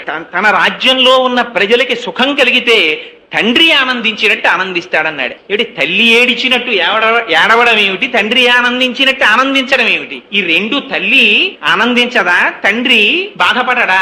మరి ఇలా ఎందుకు మాట్లాడినట్టు? దీనికి మహానుభావులు అప్పలాచార్య స్వామి వారు అద్భుతమైన వ్యాఖ్య రాశారు ఈ శ్లోకానికి. ఆయన అన్నారు, తల్లి ఏడవడం అంటే ఎప్పుడూ ఏడుస్తూనే ఉంటుంది పిల్లాడికి వచ్చిన కష్టానికి. దానికి ఎంత గొప్ప ఉదాహరణ రాశారంటే, ఒకనాడు ఒక తల్లి ఒక చంటి పిల్లవాడిని ఒళ్ళో పెట్టుకుని పక్క ఇంటి ఆవిడ వచ్చి మాట్లాడుతుండగా కబుర్లలో ఉండిపోగా ఈ పిల్లవాడు పాకుతూ వెళ్లి పక్కనే ఉన్నటువంటి బావిలో పడిపోయాడు. ఈ తల్లి పక్కనున్న ఆవిడతో మాట్లాడుతూ పిల్లవాడు పడిపోయాడనేటటువంటి విషయాన్ని తర్వాత గమనించినదై పెద్ద పెట్టున కేకలు వేస్తే ఇరుగు పొరుగు వారు వచ్చి ఆ పిల్లవాడిని పైకి తీశారు, వాడు రక్షింపబడ్డాడు. ఒక 25 సంవత్సరముల తర్వాత ఏ తల్లితో కబుర్లాడుతుండగా ఈ పిల్లవాడు నూతులో పడిపోయాడో ఆ తల్లి మళ్ళీ ఒకనాడు ఇంకొక ఊర్లో వీళ్ళకి తటస్థించింది. ఓహో నువ్వా అంటే నువ్వా అనుకుని ఇద్దరు మళ్ళీ ఈవిడింటికి వచ్చారు, కూర్చున్నారు, అరుగు మీద మాట్లాడుకుంటున్నారు. 25 సంవత్సరముల క్రితం పిల్లవాడిగా ఉండగా నూతిలో పడిపోయిన వాడు ఇప్పుడు అంత వాడై పెద్ద సూటు బూటు హ్యాటు వేసుకుని కారులోంచి తిరిగి ఇంట్లోకి వెళ్ళిపోతున్నాడు. ఈ కూర్చున్న అమ్మలక్కంది, అమ్మా ఆనాడు మన ఇద్దరం మాట్లాడుకుంటూ ఉండగా నూతిలో పడిపోయిన వాడు వీడే కదూ అని అడిగిందిట. అవునమ్మా, నా అదృష్టం బాగుండి బతికి బట్ట కట్టాడు, కానీ ఆనాడు నీతో మాట్లాడటంలో పిల్లవాడి సంగతే మరిచిపోయానని ఇప్పుడు తల్లి కళ్ళంబట నీళ్లు ఎట్టుకుని కళ్ళు ఒత్తుకుంటుందిట. అప్పుడెప్పుడో నూతిలో పడిపోతే ఇప్పుడు కళ్ళు ఒత్తుకోవడం ఎందుకు అంటే, ఆనాడు తాను ఆదమరచి ఉండడం చేత పిల్లవానికి కలిగినటువంటి దుఃఖానికి ఇప్పటికీ తల్లి బాధపడుతూనే ఉంటుంది. ఇది భృశం భవతి దుఃఖితః, తల్లికుండే లక్షణం. పితేవ పరితుష్యతి, తండ్రి తాను సుఖపడాలని కోట, తన కొడుకు సుఖపడితే చాలట తాను సుఖపడినట్టు ఫీల్ అవుతాడు. వాడు వాలంటరీ రిటైర్మెంట్ పట్టేస్తాడు, ఉన్న ఫ్లాట్ అమ్మేస్తాడు, కొడుక్కి వీసా తీసుకొస్తాడు, అమెరికా పంపించేస్తాడు. అమెరికా వెళ్ళిపోయినటువంటి కొడుకు 2 సంవత్సరాలైనా వెనక్కి రాకుండా, నాన్నగారు చాలా మంచి ఉద్యోగం వచ్చింది, ప్రమోషన్ మీద ప్రమోషన్, ఇప్పుడు 10 రోజులు సెలవు పెట్టానంటే చీఫ్ ఎగ్జిక్యూటివ్ పోస్ట్ పోతుంది, నేను రావట్లేదు, నాకో కారు మా ఆవిడకో కారు 2 కార్లు కొనుక్కొని బ్రహ్మాండమైన ఫ్లాట్ కొనుక్కున్నానండి, ఏసీ కారులో ఎండలో వెడుతూ మీకు ఉత్తరం రాశాను, వెనక సీట్ లో కూర్చుని మీరు సంతోషించవలసింది అని కార్డు రాస్తే రోహిణీ కార్తిలో ఈ ఉత్తరం వాడి ఇంటికి వస్తే పెంకుటింట్లో ఉన్న తండ్రి ఈ కార్డు అట్టుకుని నెత్తి మీద ఆచ్ఛాదనం వేసుకుని ఎదురింట్లో పడుకున్న వాళ్ళని నిద్రలేపి కార్డు చూపించి సంతోషపడిపోతాడు. ఈయన ఎక్కాడా ఏమైనా కారు, ఈయనకెందుకు సంతోషం, ఈయన ఎక్కక్కర్లా, తన కొడుకు ఎక్కితే చాలు ఈయన సంతోషపడిపోతాడు. పితేవ పరితుష్యతి, ఇది తండ్రికొక్క ఒక్కడికే ఉంటుంది ఈ లక్షణం. ఈ రెండు రాముడిలో ఉన్నాయా. వ్యసనేషు మనుష్యాణం భృశం భవతి దుఃఖితః ఉత్సవేషు చ సర్వేషు పితేవ పరితుష్యతి. అందుకని అటువంటి వాడు రాముడు కనుక మాకు రాముడు యువరాజుగా కావాలన్నారు. దశరథ మహారాజు గారు పిలిచి అన్నాడు, రేపు పొద్దున్న నీకు యవరాజ్య పట్ట అభిషేకం చేస్తాను రామా, కానీ ఈ విషయం భరతుడికి తెలియకూడదు, ఆయన వచ్చే లోపలే నీకు అయిపోవాలన్నాడు. ఏం నాన్నగారు ఎందుకలాగా అని రాముడు అడగలేదు. తండ్రి నిర్ణయించాడు అంతే. ఇంకొక విషయం, ఈ విషయం మీ మామగారికి చెప్పకు సుమా అన్నాడు. ఏమంటే మా మామగారికి తెలిస్తే ఏమవుతుంది నాన్నగారు అని రాముడు అడగలేదు. తండ్రి గారు నిర్ణయించారు, తనకి శిరోధార్యం అంతే. ఎప్పుడు చెప్పాడు ఈ మాట? పితుర్వచన నిర్దేశాత్ పితుర్వచన కారణాత్. తండ్రి ఏం చెప్తే అది చేయడానికి కొడుకు అంతే రాముడి దృష్టిలో. ఆయన అడగలేదు. రాత్రి ఉపవాసం చేసి రేపు పొద్దున్న రా అన్నాడు. రాత్రి వెళ్ళాడు, భార్యతో కలిసి ఉపవాసం చేసి పూజా మందిరంలో పడుకున్నాడు. మరునాడు ఉదయం లేచాడు. రామాయణం ఎంత ధర్మం అంటే, శుభకార్యం మీద భర్త వెడుతుంటే భార్య భర్తతో పాటు గడప దాటి బయటికి వచ్చి సాగనంపకూడదు, ఆ కార్యం నెరవేరదు, శుభకార్యం. అందుకని సీతమ్మ తల్లి గడప దాటి బయటికి రాకుండా గడప లోపల ఉండి రాముణ్ణి సాగనంపింది. సాగనంపితే రామచంద్రమూర్తి వచ్చారు. మొదలు నరికేసిన చెట్టులా పడిపోయి ఉన్నాడు హంసతులికా తల్పం మీద దశరథ మహారాజు గారు. కైకేయి ఒక్కతే కూర్చుని ఉంది. అమ్మా నాన్నగారు యవ్వరాజ్య పట్టాభిషేకం చేస్తానన్నారు, తండ్రి గారికి నమస్కారం చెయ్యాలనుకుంటున్నారు, ఏరమ్మా అని అడిగింది. అడిగితే ఆవిడంది, లేదోయ్ రాత్రి 2 వరాలు అడిగాను మీ నాన్నగారిని, ఆ వరాలు విన్నప్పటి నుంచి ఇలా పడిపోయాడు మీ నాయన, ఏమడిగావమ్మా అన్నాడు రాముడు. నవపంచ వర్షాణి దండకారణ్యమాశ్రిత చీరాజిన జటాధారి రామో భవతు తాపసః అభిషేక సమారంభో రాఘవస్యోపకల్ప్యతాం అనేనైవాభిషేకేనా భరతో మిభిషిచ్యతాం. 14 సంవత్సరాలు నువ్వు నారచీరలు కట్టుకుని పాదుకలు కూడా లేకుండా పల్లేరుకాయలు ఉన్నటువంటి దండకారణ్యంలో కాలినడకన 14 సంవత్సరాలు వైఖానస వృత్తిలో జీవితాన్ని గడపాలి. ఇదే ముహూర్తానికి మీ తమ్ముడు భరతుడికి పట్టాభిషేకం జరగాలి. ఈ 2 వరాలు కోరుకున్నానన్నాడు. మీరొక్కసారి ఆలోచించండి, యవ్వరాజ్య పట్టాభిషేకం చేస్తారని మనసులో అనుకున్నటువంటి వ్యక్తి తండ్రి దగ్గరికి వెళ్ళినప్పుడు తల్లి ఇటువంటి మాట మాట్లాడితే ఇంకొకడైతే ఏమైపోతాడు? మళ్ళీ కళ్ళు తెరిచి చూసేటప్పటికి ఇంటెన్సివ్ కేర్ యూనిట్ హే విద్ధిమాం ఋషిభిః తుల్యం కేవలం ధర్మమాస్థితం. అంతే రాముడు అన్నది. అమ్మా నన్ను ఇంతేనా అమ్మా నీకు తెలుసున్నది? మా అమ్మ కౌసల్య నన్ను ఎలా పెంచిందో నువ్వు అలా పెంచావు కదమ్మా, నాకేం కావాలి? నేను ఋషి లాంటివాణ్ణి, నాకు నాన్నగారి మాట నెరవేర్చడం ఒకటే కావాలి. నాన్నగారు రాజ్యం పట్టం కట్టుకోమంటే నిన్నటి రోజున ఎందుకని నేను అడగలేదు. ఇవాళ నాన్నగారు అరణ్యవాసం చేయమంటే అలాగే వెళ్ళిపోతాను, చాలా సంతోషంగా వెళ్ళిపోతాను. ఒక్కసారి మా అమ్మకి నమస్కారం చేసి వెళ్ళిపోతాను. కానీ అమ్మా నేను ఒక్క విషయం అడుగుతున్నాను, ఏమనుకోకు. నన్ను 14 ఏళ్లు అరణ్యవాసానికి పంపించడానికి, భరతుడికి పట్టాభిషేకం చెయ్యడానికి నాన్నగారిని నువ్వు 2 వరాలు అడిగావా? ఎందుకమ్మా అడగడం? నువ్వు పిలిచి రామా 14 ఏళ్లు అరణ్యవాసానికి వెళ్ళిపో అంటే నేను వెళ్ళిపోనమ్మా, దీనికి 2 వరాలు అడగడం ఎందుకమ్మా? ఇప్పుడే బయలుదేరుతున్నాను, కానీ అమ్మ ఒక్కసారి నాన్నగారి కాళ్ళకి నీ కాళ్ళకి నమస్కారం చేస్తానమ్మా అన్నాడు. అని నాన్నగారు ఏమమ్మా మాట్లాడకుండా అలా ఉన్నారు, నా వల్ల ఏమన్నా తప్పు జరిగిందా? ఇది రాముడి ప్రవర్తన అంటే. ఎవరు మాట్లాడగలరండి ఇలా రాముడిలా? అంటే కైకమ్మంది, నువ్వు మీ నాన్న నాకు ఇచ్చిన వరాలు నువ్వు నిలబెట్టాలి కదా, నువ్వు అరణ్యవాసానికి వెడతావో వెళ్ళవో అని మీ నాన్న బెంగబెట్టుకున్నారు, నువ్వు వెడితే తప్ప ఆయన స్నానం చెయ్యరట, అన్నం ముట్టరట. ఎంత మాట అన్నావమ్మా, ఇప్పుడే వెళ్ళిపోతున్నానన్నాడు. కౌసల్యామాత దగ్గరికి వెళ్ళారు. వెళ్ళి ఆవిడ పాదాలకి నమస్కారం చేసి, అమ్మా పితృవాక్య పరిపాలనార్థం 14 సంవత్సరములు అరణ్యవాసానికి వెళ్ళిపోతున్నానన్నారు. ఆవిడంది, మీ నాన్నకి 60,000 సంవత్సరముల వయస్సు వచ్చిన తరువాత యవ్వనంలో ఉన్న కైకని తెచ్చి అంతఃపురంలో పెట్టి పట్టమహిషి దగ్గరికి రావడమే మానేశాడురా. ధర్మాత్ముడైన కొడుకువి నువ్వు పుట్టావని సంతోషిస్తున్నాను. నువ్వు అరణ్యవాసానికి వెళ్ళిపోయిన తరువాత ఇక్కడ మీ నాన్న వల్ల సుఖం లేదు. కొడుక అరణ్యవాసానికి వెళ్ళిపోయాడు, నన్ను చూసేవాడెవరుంటాడు? భరతుడు యువరాజు అయితే, అందుకని నీతో అరణ్యవాసానికి వచ్చేస్తాను, తీసుకెళ్లమంది. రాముడి ధర్మం చూడండి. రాముడు అన్నాడు, ఎంత మాట అన్నావమ్మా. భర్తుక్కిల పరిత్యాగో నృశం సహా కేవలం స్త్రియా సభవత్య నకర్తవ్యం మనసాపి విగర్హితం. ఏ స్త్రీ భర్తని విడిచిపెట్టేస్తానన్న మాట నోటితో అన్నదో ఆ స్త్రీ ముఖం కూడా చూడకూడదు, సమస్త పుణ్యరాశి పోతుంది. ఏ కారణం చేత కూడా భర్తని విడిచిపెడతానన్న భార్య అసలు స్త్రీయే కాదు. అటువంటి స్త్రీ ముఖం చూడకూడదు. నువ్వు ఈ మాట అనకూడదు, నేను వినకూడదు. నీకు నాకు కూడా దశరథ మహారాజు గారే సమస్త కాలములయందు ప్రభు, నువ్వు ఆయనని సేవించు, నాతో రావడానికి వీల్లేదన్నారు. ఆశ్చర్యపోయింది కౌసల్యాదేవి. యన్మంగళం సహస్రాక్షే సర్వదేవ నమస్కృతే వృత్రనాశే సమభవత్తత్తే భవతు మంగళం అని మంగళాశాసనం చేసి పంపించింది. లక్ష్మణమూర్తికి ఎక్కడ లేనటువంటి ఆవేశం వచ్చింది. ఆవేశం వచ్చి అన్నగారి దగ్గరికి వెళ్ళి అన్నాడు, అన్నయ్య చేతకాని వాళ్ళ ధర్మం పాటిస్తున్నానన్న భ్రాంతికి లోనైపోయావన్నయ్య. పెద్ద కుమారుడికి రాజ్యాన్ని స్వీకరించేటటువంటి అధికారం ఉంది. నాన్నగారు ఎవరన్నయ్య? యవ్వనంలో ఉన్న స్త్రీని తెచ్చి భార్యగా చేసుకుని ఆవిడికి పుట్టిన కొడుకుని తన సొంత సొమ్ము ఇచ్చినట్టు రాజ్యం ఇస్తాడా? నాన్నగారెవరు రాజ్యం ఇవ్వడానికి? నువ్వు ఒక్కసారి నీ కనుసైగ చెయ్యి, నా ధనస్సుకి సంధించినటువంటి బాణ పరంపర చేత ఈ కోసల రాజ్యాన్ని కాల్చి దశరథ మహారాజు గారిని ఖైదు చేసి నిన్ను ఇదే ముహూర్తానికి పట్టాభిషిక్తుడిని చేస్తానన్నాడు. గురోరప్యవలిప్తస్యా కార్యాకార్యమజానతః ఉత్పదం ప్రతిపన్నస్యా కార్యం భవతి శాసనం. వాడు పెద్దవాడవచ్చు, అన్నవచ్చు, తండ్రవచ్చు. ధర్మం తప్పిన తరువాత వాడేం పెద్దవాడు? అనుజ్ఞయి అన్నయ్య ఇప్పుడే బంధిస్తానన్నాడు. రాముడు ఏమన్నాడో తెలుసా అండి? ఎంత మాట అన్నావు లక్ష్మణ? అసంకల్పితమేవేహాయత కస్మాత్ ప్రవర్తతే నివర్త్యారంభమారబ్ధం నమ దైవస్య కర్మతత్. ఇది రాముడి ధర్మం అంటే. ఆయన ఎప్పుడూ ధర్మమే ఆయనకి కావలసింది. ఏరా నిన్న రాత్రి పిలిచి పట్టాభిషేకం చేసుకోమంటే నాన్నగారా? ఇవాళ పిలిచి అరణ్యవాసం చేయమంటే నాన్నగారు కాదా? రాజ్యం ఇస్తే నాన్నగారు, రాజ్యం ఇవ్వకపోతే నాన్నగారు కాదు. నేర్పాడండి జాతికి రామచంద్రమూర్తి. తండ్రి ఉండగా నాన్నగారు ఇల్లు ఎన్ని వాటాలు వేస్తారండి? మీకు వాటా ఎందుకు? నలుగురి దగ్గర 4 నెలలుంటే మీ జీవితం వెళ్ళిపోదా? 2 స్ట్రోక్స్ ఇప్పటికే వచ్చాయి, ఏం ఉండిపోతారా ఉట్టి కట్టుకుని అని అడిగేటటువంటి పిల్లలు పుట్టిన దేశంలో ఎలా బ్రతకాలో, తండ్రితో ఎలా మాట్లాడాలో, తమ్ముడికి ఎలా నచ్చ చెప్పాలో నేర్పాడు రామచంద్రమూర్తి. ధర్మానికి కట్టుబడి. అందుకే రామాయణం కల్పిత గాథ కాదు. రామాయణం ఎంతకాలం బ్రతికుంటుందో అంతకాలమే మానవత్వం బ్రతికుంటుంది. రామాయణం అక్కర్లేదన్ననాడు మానవత్వం అక్కర్లేదు, పోతుంది మానవత్వం. అది రాముడు చెప్పిన మాట. నిన్నను రాజ్యం ఇస్తానన్నవాడు తండ్రే, ఇవాళ అరణ్యవాసం చెయ్యమన్నవాడు తండ్రే. అందుకని నాకు కావలసింది పితృవాక్య పరిపాలనం తప్ప నా సుఖమా కాదా అన్నది నాకు అక్కర్లేదు, నేను అరణ్యవాసానికి వెళ్ళిపోతానన్నాడు. భార్య దగ్గరికి వెళ్ళాడు. సీతమ్మ తల్లండి.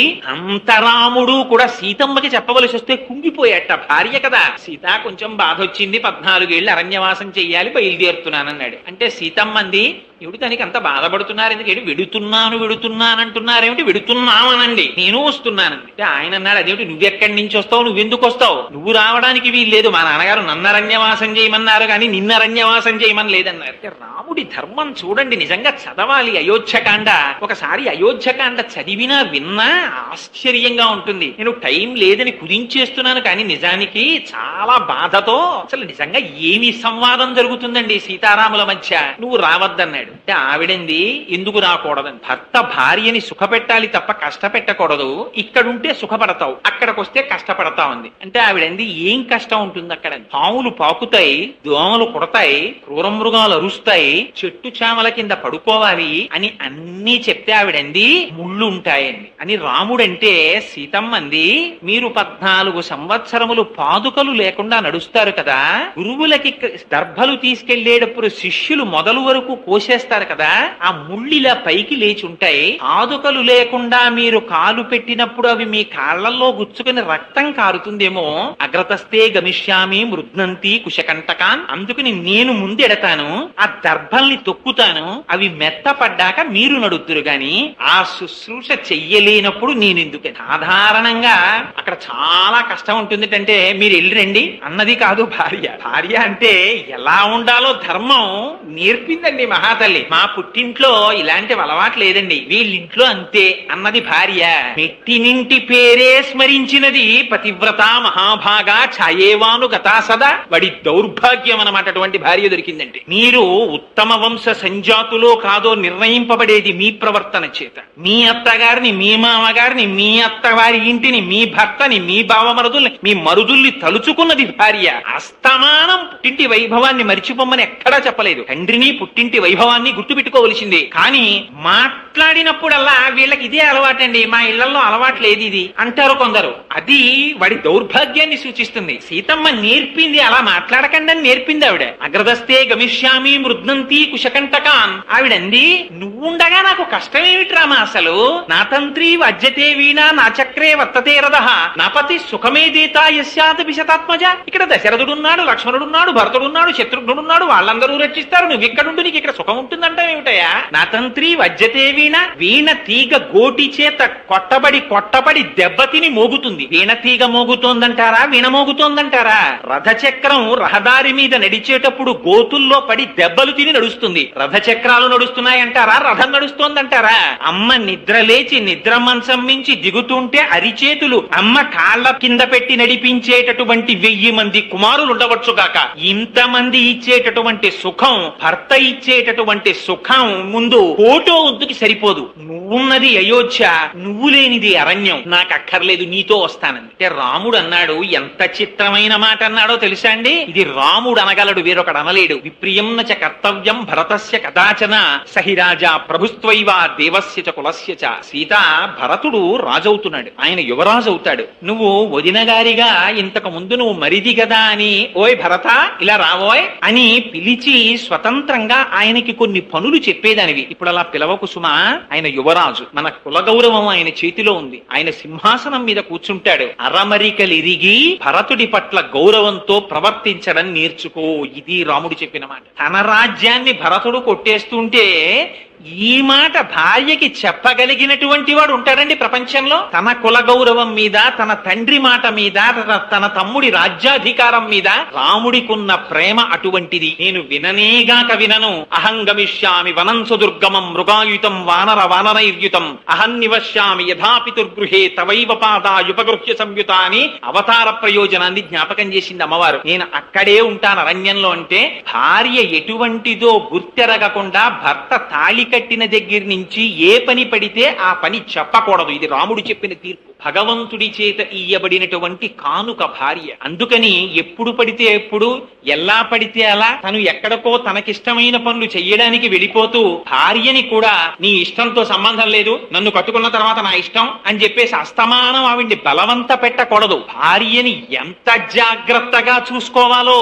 నేర్పాడండి రామచంద్రమూర్తి. ఎందుకని జనక మహారాజు గారు కన్యాదానం చేస్తూ చెప్పాడు, ఈవిడ కామ్యపత్ని కాదు, నీ చిత్తం వచ్చినట్టు నీ చేతిలో ధనస్సు పట్టుకున్నట్టు, కత్తి పట్టుకున్నట్టు నీ ఇష్టం వచ్చినట్టు వాడడానికి వీల్లేదు. ఈవిడ పతివ్రత, మహాభాగా, ఛాయేవానుగతా సదా, అందుకిస్తున్నాను రామా అన్నాడు. ఆ మాట గుర్తు పెట్టుకున్నాడు. తను ఎందుకు కన్యని స్వీకరించాడో గుర్తు పెట్టుకున్నాడు. నీ అంత నువ్వు పరిపూర్ణమైన మనస్సుతో వస్తున్నావో లేదో పరిశీలించడానికి ఈ మాట అన్నాను. ఇంత నిండు మనస్సుతో నాతో నువ్వు వస్తే స్వాగతిస్తున్నాను సీత, నాతో రా అన్నాడు. ఇది రాముడి ధర్మం. ఇవాళ మన దిక్కుమాలిన సంస్కారం ఏ స్థితికి వచ్చిందంటే, తాళి కట్టిన దగ్గర నుంచి ఆదివారం వస్తే వీడు 6గురిని పోగేసుకొస్తాడు. హాల్లో కూర్చుని అట్టముక్కలతో ఆట మొదలెడతాడు. ఆవిడ కాఫీలు తీసుకొచ్చి వీడికి అందించాలి. ఎందుకు అంటే, నేను తాళి కట్టాను కాబట్టి నా ఇంటి పెరటిలో ఉన్న గొర్రెకి, నా ఇంటిలో ఉన్న భార్యకి తేడా తెలియనటువంటి సంస్కార రహితమైన స్థితికి మనం చేరిపోయాం. రాముడు తాను తాళి కట్టినటువంటి భార్యని అరణ్యవాసానికి తీసుకెళ్లడానికి ఇష్టపడిన భార్యని ఎంత పరిశీలించి తీసుకెళ్లాడో చూడండి. నిష్కారణంగా భార్యని కష్టపెట్టకూడదు, ఆవిడ కంటి వెంట నీటి బిందువు రాలకూడదు. ఇది నేర్పాడు రాముడు. ఈ ధర్మాన్ని చూపించాడు మహానుభావుడు. అరణ్యవాసానికి వెళ్ళాడు. భరతుడు గబగబా వెంట వెళ్ళాడు. అన్నయ్య, రాజ్యం నాకు అక్కర్లేదన్నయ్య అన్నాడు. నిజంగా భరతుడు లాంటి క్యారెక్టర్ ఎక్కడ ఉంటుందండి? ఏమి క్యారెక్టరైజ్ చేశారండి వాల్మీకి మహర్షి. రామాయణం అనుభవించాలంతే. నిజంగా రామాయణం రామచంద్రమూర్తి క్యారెక్టర్ ఏదో అందానికి చెప్తానన్నాను గాని, నా మొహం నేను పట్టుకొచ్చి దాన్ని గంటన్నరలో నేనేం చెప్పను రాముడి గురించి. కానీ అసలు నిజంగా పాపం భరతుడికి తెలియనే తెలియదు రాముడు అరణ్యవాసానికి వెళ్ళిపోయాడని. వచ్చి కైకమ్మ తల్లి కాళ్ళ మీద పడ్డాడు. పడి, అమ్మా నాన్నగారు ఎక్కడా ముందు తండ్రి గారికి నమస్కారం చేద్దామని వెళ్ళాడు, కనపడలేదు. కైకమ్మ దగ్గరికి వచ్చి కైకమ్మ పాదాల మీద పడ్డాడు. పడితే ఆవిడంది, ఉత్తిష్టోత్తిష్ట కింశేషే రాజన్ పుత్ర మహాయశ అంది. ఓ రాజా లేవోయ్ అని. హడిలిపోయాడు పిడుగుపడ్డట్టు. ఇది నన్ను రాజా అంటోంది ఏమిటి? తండ్రి గారు ఉన్నారు, తండ్రి గారికి ఏదైనా అమంగళం జరిగితే పెద్దన్న గారు రాముడు ఉన్నాడు, మధ్యలో నేను రాజునేమిటని హడిలిపోయట్టయిన. అక్కర్లేని పదవి, అక్కర్లేని బిరుదు పక్కన తగిలిస్తే సన్మార్గంలో ఉన్నవాడు ఎంత బెంగ పెట్టుకోవాలో చూపించాడు రామాయణంలో. ఉత్తిష్టోత్తిష్ట కింశేషే రాజన్ పుత్ర మహాయశ అంటే అదేమిటమ్మా అంత అన్యాయమైన మాటలంటున్నావు? నేను రాజునేమిటమ్మా? రాజుగారైన దశరథ దశరథ మహారాజు గారు ఏరమ్మా అన్నారు. ఆవిడ్ని దేవతలు ఆవహించారు. ఆవిడంది, ఏమిటో అంత బెంగెట్టుకుంటావు, యాగతి సర్వభూతానాం తాంగతింతే పితాగత, అన్ని భూతాలు చిట్ట చివరికి ఎక్కడికి పోతాయో మీ నాన్న అక్కడికే పోయాడో అంది. అడిగిపోయాడు. అదేమిటమ్మా, అయితే నాన్నగారు శరీరం విడిచిపెట్టేశారా అన్నాడు. విడిచిపెట్టేశారంది. అంటే అమ్మా మరి రాముడేడమ్మా అంది. అని నేను నిజంగా 30 రోజుల రామాయణం చెప్తే ఇవన్నీ చెప్పాలనుకున్నానండి. ఎన్ని మహాపాతకాల చిట్టాయో చెప్పాడు. రాముడు ఇటువంటి దోషాలు ఏమైనా చేశాడా, ఎందుకు పంపించేశారు రాజ్యంలోంచి అని అడిగాడు. ఆవిడంది, రాముడు అలాంటి దోషాలు ఎందుకు చేస్తాడంది, కైకకి తెలుసు అలాంటి దోషాలు చేయలేదు, నేనే అడిగేవారా, అడిగి పంపించేశాను రా, నీకు పట్టం కడదామని పట్టాభిషేకం చేసేసుకోంది. భరతుడు అన్నాడు, యావన్న రామం ద్రక్ష్యామి లక్ష్మణం వా మహాబలం వైదేహీం వా మహాభాగాం నమే శాంతిర్భవిష్యతి యావన్న చరణౌ భ్రాతు పార్థివ్యం జనాన్వితౌ శిరసాధారయిష్యామి నమే శాంతిర్భవిష్యతి. మనకెంత అశాంతి కల్పించావమ్మా. సీతారాములు లక్ష్మణుడితో కలిసి ఉన్నారు. ఇప్పుడు ఆ లక్ష్మణుడితో కలిసి ఉన్న సీతారాముల దర్శనం చేసినాడు, నా బతుక్కి శాంతి. లక్ష్మణుడు వెళ్ళాడమ్మా, నాకన్నా వెనక పుట్టినవాడు, నేను రాముడి రాజ్యం పుచ్చుకున్నానా, ఎంత దౌర్భాగ్యుణ్ణమ్మా నేను, ఎంత అపనిందన మీద పారేశావమ్మా. భరించేవాడు భరతుడయ్యాడు. ఆఖరికి ఆ రామచంద్రమూర్తిది సీతమ్మ తల్లిది పద రజస్సు తీసి నా శిరస్సు మీద చల్లుకుంటే కానీ నాకు శాంతి లేని స్థితి తెచ్చావమ్మా. నాకు అక్కర్లేదు ఈ రాజ్యం, ఇప్పుడే వెళ్ళిపోతున్నారు అరణ్యానికి అన్నాడు. అని వెళ్లి అన్నగారి పాదములు పట్టుకుని అలోమని ఏడిచాడు. రాముడు ఎదురొస్తుంటే లక్ష్మణుడు చూశాడు. కాలధ్వజం కలిగినటువంటి సైన్యం వస్తోంది. అన్నయ్య ఏదో కోలాహలం వినపడుతోంది, శత్రువులు వస్తున్నారేమో, చెట్టెక్కి చూడనా అన్నాడు. చూడబోయ్ అన్నాడు రాముడు. ఆయన నిత్యాగ్నిహోత్రీకుడు, పర్ణశాలలో అగ్నిహోత్రం చేసేవారు రామచంద్రమూర్తి. చెట్టెక్కి చూశాడు, కాలధ్వజం కనపడింది. అన్నయ్య వచ్చేస్తున్నాడు, సీతమ్మ తల్లి లోపలికి పంపించేసి గబగబా మన అస్త్రశస్త్రాలని బయట పట్టుకొచ్చాయన్నాడు. ఏమైందిరా, ఎందుకు తొందర అన్నాడు రాముడు. అంటే అన్నయ్య వచ్చేస్తున్నాడు, భరతుడు సైన్యమంతటితో వచ్చేస్తున్నాడు, బహుశః మన్ని నిర్జించడానికే వస్తున్నాడు అన్నయ్య, రాజ్యం తీసుకున్నది కాకుండా నిన్ను నన్ను చంపడానికి వస్తున్నాడు, పట్టుకొచ్చే ఈ బాణాలన్నీ అన్నాడు. అంటే రాముడు అన్నాడు కింద నుంచి లక్ష్మణుడి వంక చూసి, లక్ష్మణ నీకు రాజ్యం కావాలంటే భరతుడికి చెప్పి ఇప్పించేస్తాను, కిందకి దిగన్నాడు. పాపం ఇలాంటి మాటలు వినబడగానే నీళ్లు జల్లిన పాలల్లా జారిపోతాడు లక్ష్మణుడు. కిందకి దిగి చేతులు కట్టుకు నిలబడ్డాడు. నిలబడ్డాక రాముడు అన్నాడు, రే ధర్మమర్థంచ కామంచ పృథివీంచ అపి లక్ష్మణ ఇచ్చాపి భవతామర్థే ఏతత్ ప్రతి శృణోమితే.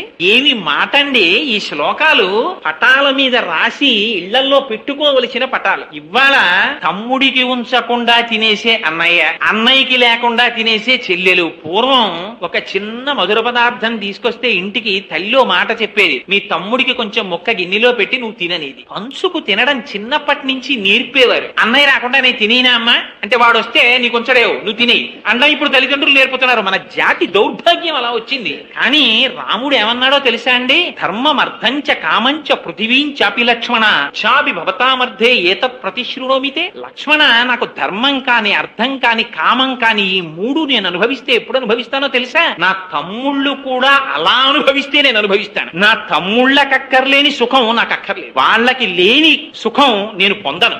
అందుకని భరతుడు నిజంగా అలాంటి వాడు అనుకుంటున్నావా, వచ్చాక చూపిస్తాను, నువ్వు ఏమడిగితే అది తృణప్రాయంగా వదిలేస్తాడు భరతుడు.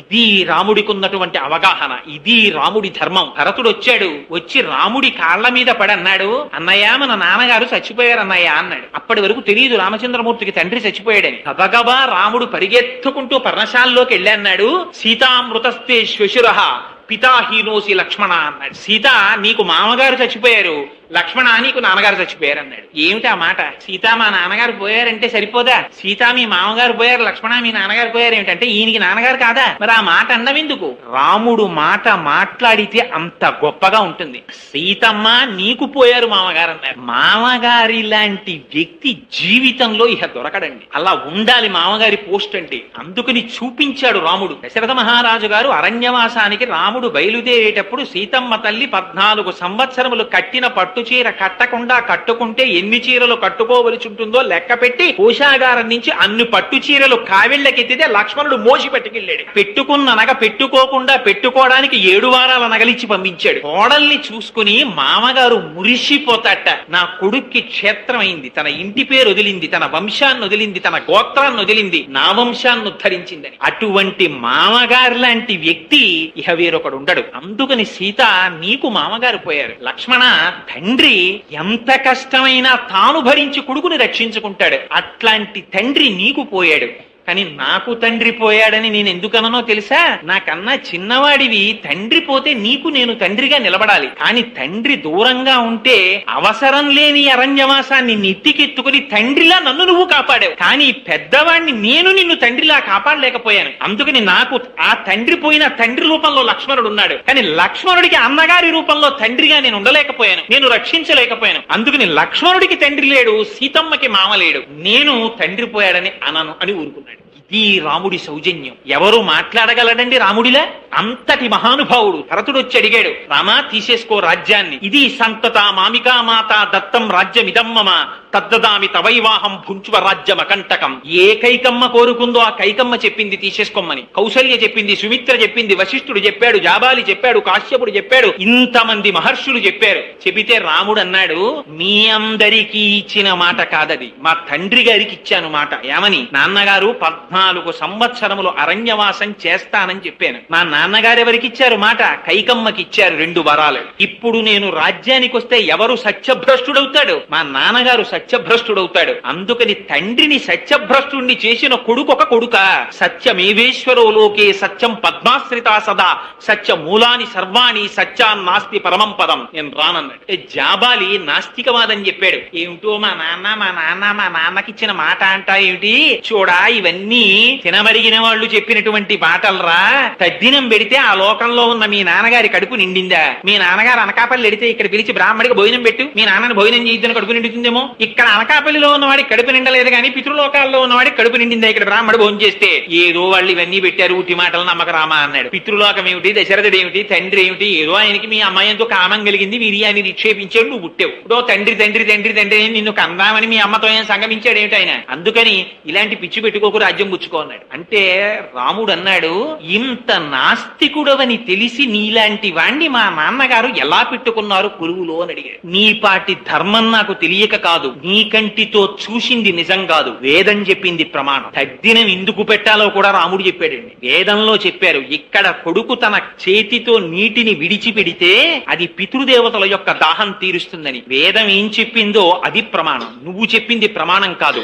ఈ నాస్తికవాదం నా దగ్గర చెప్పకన్నాడు. కనీసం ఈ మాటలు వినైనా వస్తావేమోనని పిలిచాను తప్ప ఇది నిజమని మాత్రం కాదు రామా, నువ్వే గెలిచావన్నాడు జాబాలి. తండ్రికి మరణించాడని తెలిసి రాముడు పిండం పెట్టాడండి. దేంతో పెట్టాడో తెలుసా? గారపిండి ముద్దతో పెట్టాడు. పిండం దర్భల మీద పెడితే ఆ వెనకాతలు వస్తున్నారు కౌసల్య, సుమిత్ర, కైకి. కౌసల్య చూసి అంది, రాముడు గారపిండి ముద్దతో పిండ ప్రదానం చేశాడంటే రాముడు గారపిండి తిని బతుకుతున్నాడనమాట నా కొడుకని ఏడిచింది ఆవిడ. తాను ఏమి తింటే అటువంటి దాంతో తదినం పెట్టాలి. తను చక్రకేళి అరటిపండు, అమృతపాణి అరటిపండు రాత్రి తిని పడుకోవడం అలవాటు చేసుకుని తండ్రి గారి తద్దినానికి మాత్రం పావలాకి 8 అరటిపండ్లు తేకూడదు. తను ఏం తింటే అది పెట్టాలి పితృకార్యంలో. అది నేర్పాడు రామచంద్రమూర్తి. అడుగడుగునా ధర్మమేనండి రాముడు, అడుగడుగునా సత్యమే. అందుకని నాకు అక్కర్లేదు రాజ్యం అన్నాడు, విడిచిపెట్టేశాడు. ప్రాయోపవేశం చేసేస్తానన్నాడు భరతుడు. నువ్వు రాజ్యానికి రాకపోతే ప్రాయోపవేశం చేస్తానన్నాడు. క్షత్రియుడు ప్రాయోపవేశం చెయ్యకూడదు. బ్రాహ్మణుడు కోరిక తీరకపోతే క్షత్రియుడు ముందు ప్రాయోపవేశం చెయ్యాలి. రాజ్యాధికారం ఉంద నువ్వు ప్రాయోపవేశం చేయడం ఏమిటి? మళ్ళీ ధర్మం తప్పావు. దీనికి ప్రాయశ్చిత్తం ఏమిటో తెలుసా? ఒక ధార్మికుడిని ముట్టుకో. ఎవడు ధర్మాన్ని కంటికి రెప్పలా అనుష్ఠానం చేస్తున్నాడో వాడిని ముట్టుకో, అప్పుడు నీకు ప్రాయశ్చిత్తం అన్నాడు రాముడు. దేవతలు వచ్చారు, ఋషులు వచ్చారు, అందరూ వచ్చి నిలబడ్డారు. ఎవరిని ముట్టుకోమని చెప్పారో తెలుసా అండి? రాముడిని ముట్టుకోమన్నారు. రాముడి లాంటి ధార్మికుడు లేడు. అంతటి మహానుభావుడు రామచంద్రమూర్తి అంటే ఆయన జీవిత పర్యంతం సత్యము ధర్మము, సత్యము ధర్మము, సత్యము ధర్మము, ఈ 2 తప్ప రాముడికి అసలు వేరొక విషయం అక్కర్లేదు. ఈ రెండింటినే ఆయన అనుష్ఠానం చేస్తూ వెళ్ళాడు. అరణ్యకాండలోకి వెళ్ళాడు. జటాయువు మరణించింది. మరణించిన జటాయువుకి అగ్ని సంస్కారం చేసి నువ్వు ఊర్ధ్వలోకాలకి వెళ్ళిపో అన్నాడు. అదేమిటి? ఒక మనిషి ఎలా పంపిస్తాడు ఊర్ధ్వలోకాలకి? ఆయనకి తగిన పనే. ఆయన ఒక మనిషి ఒక పక్షిని తిరియక్కిని ఊర్ధ్వలోకాలకి పంపించగలడా? పైగా మామూలు లోకాలకి పంపించలేదు. ఏమని సంకల్పం చేశాడో తెలుసా అండి? సర్వసంగ పరిత్యాగం చేసినటువంటి సన్యాసులు, గృహస్థాశ్రమంలో ఉండి ప్రతిఫలాపేక్ష లేకుండా యజ్ఞయాగాది క్రతువులను నిర్వహించినటువంటి మహాత్ములు, అటువంటి వారు ఎటువంటి ఉత్తమ లోకములను పొందుతారో, ఎటువంటి పునరావృత్తి రహిత శాశ్వత శివ సాయుధ్యమును పొందుతారో అటువంటి సాయుధ్యమును నీవు పొందెదవుగాక అన్నాడు. రాముడికంత శక్తి ఎక్కడి నుంచి వచ్చిందన్నారు. వెంటనే మహర్షి తీర్పు చెప్పారు. రాముడికంతటి శక్తి, ఆయన స్వయంగా సత్యాన్ని అనుష్ఠానం చేశాడు. సత్యేన లోకాన్ జయతి దీనేన్ దానేన రాఘవ గురూన్ శుశ్రూషయ ధనుషాయుధి శాస్త్రవాన్. ఆయన సత్యం చేత సమస్త లోకాల్ని గెలిచారు, దీనులకి దానమిచ్చి గెలిచారు, గురువులకి శుశ్రూష చేసి గెలిచారు. అందుకని నరుడిగా వచ్చి మానవుడు మాధవుడయ్యాడు. అయి రామచంద్రమూర్తి మోక్షం ఇవ్వగలిగాడు. రాముడంటే ఎవరో సర్టిఫికెట్ ఇచ్చినవాడు ఎవడో తెలుసా అండి? రాముడు ధర్మాత్ముడని మహర్షులు ఇవ్వలేదు ఆయనకి సర్టిఫికెట్, ప్రజలు ఇవ్వలేదు ఆయనకి సర్టిఫికెట్, ఒక రాక్షసుడు ఇచ్చాడు సర్టిఫికెట్. మారీచుడి దగ్గరికి వెళ్లి రావణాసురుడు అడిగాడు, నువ్వు మాయావేషంలో వచ్చి బంగారు జింకల హా సీత హా లక్ష్మణ అని పిలు, నేను వెళ్లి సీతమ్మ తల్లిని అపహరిస్తానన్నాడు. అంటే మారీచుడు అన్నాడు, రాముడంటే ఎవడనుకుంటున్నావురా? రామో విగ్రహవాన్ ధర్మ సాధు సత్యపరాక్రమ. రాముడు పోత పోసేసినటువంటి ధర్మం తన కాళ్లతో నడిచి తిరిగితే దానికి మారుపేరు రాముడు. రాముడు మనిషిగా వచ్చాడు, అందుకే భార్యని అపహరించాడు రావణాసురుడు.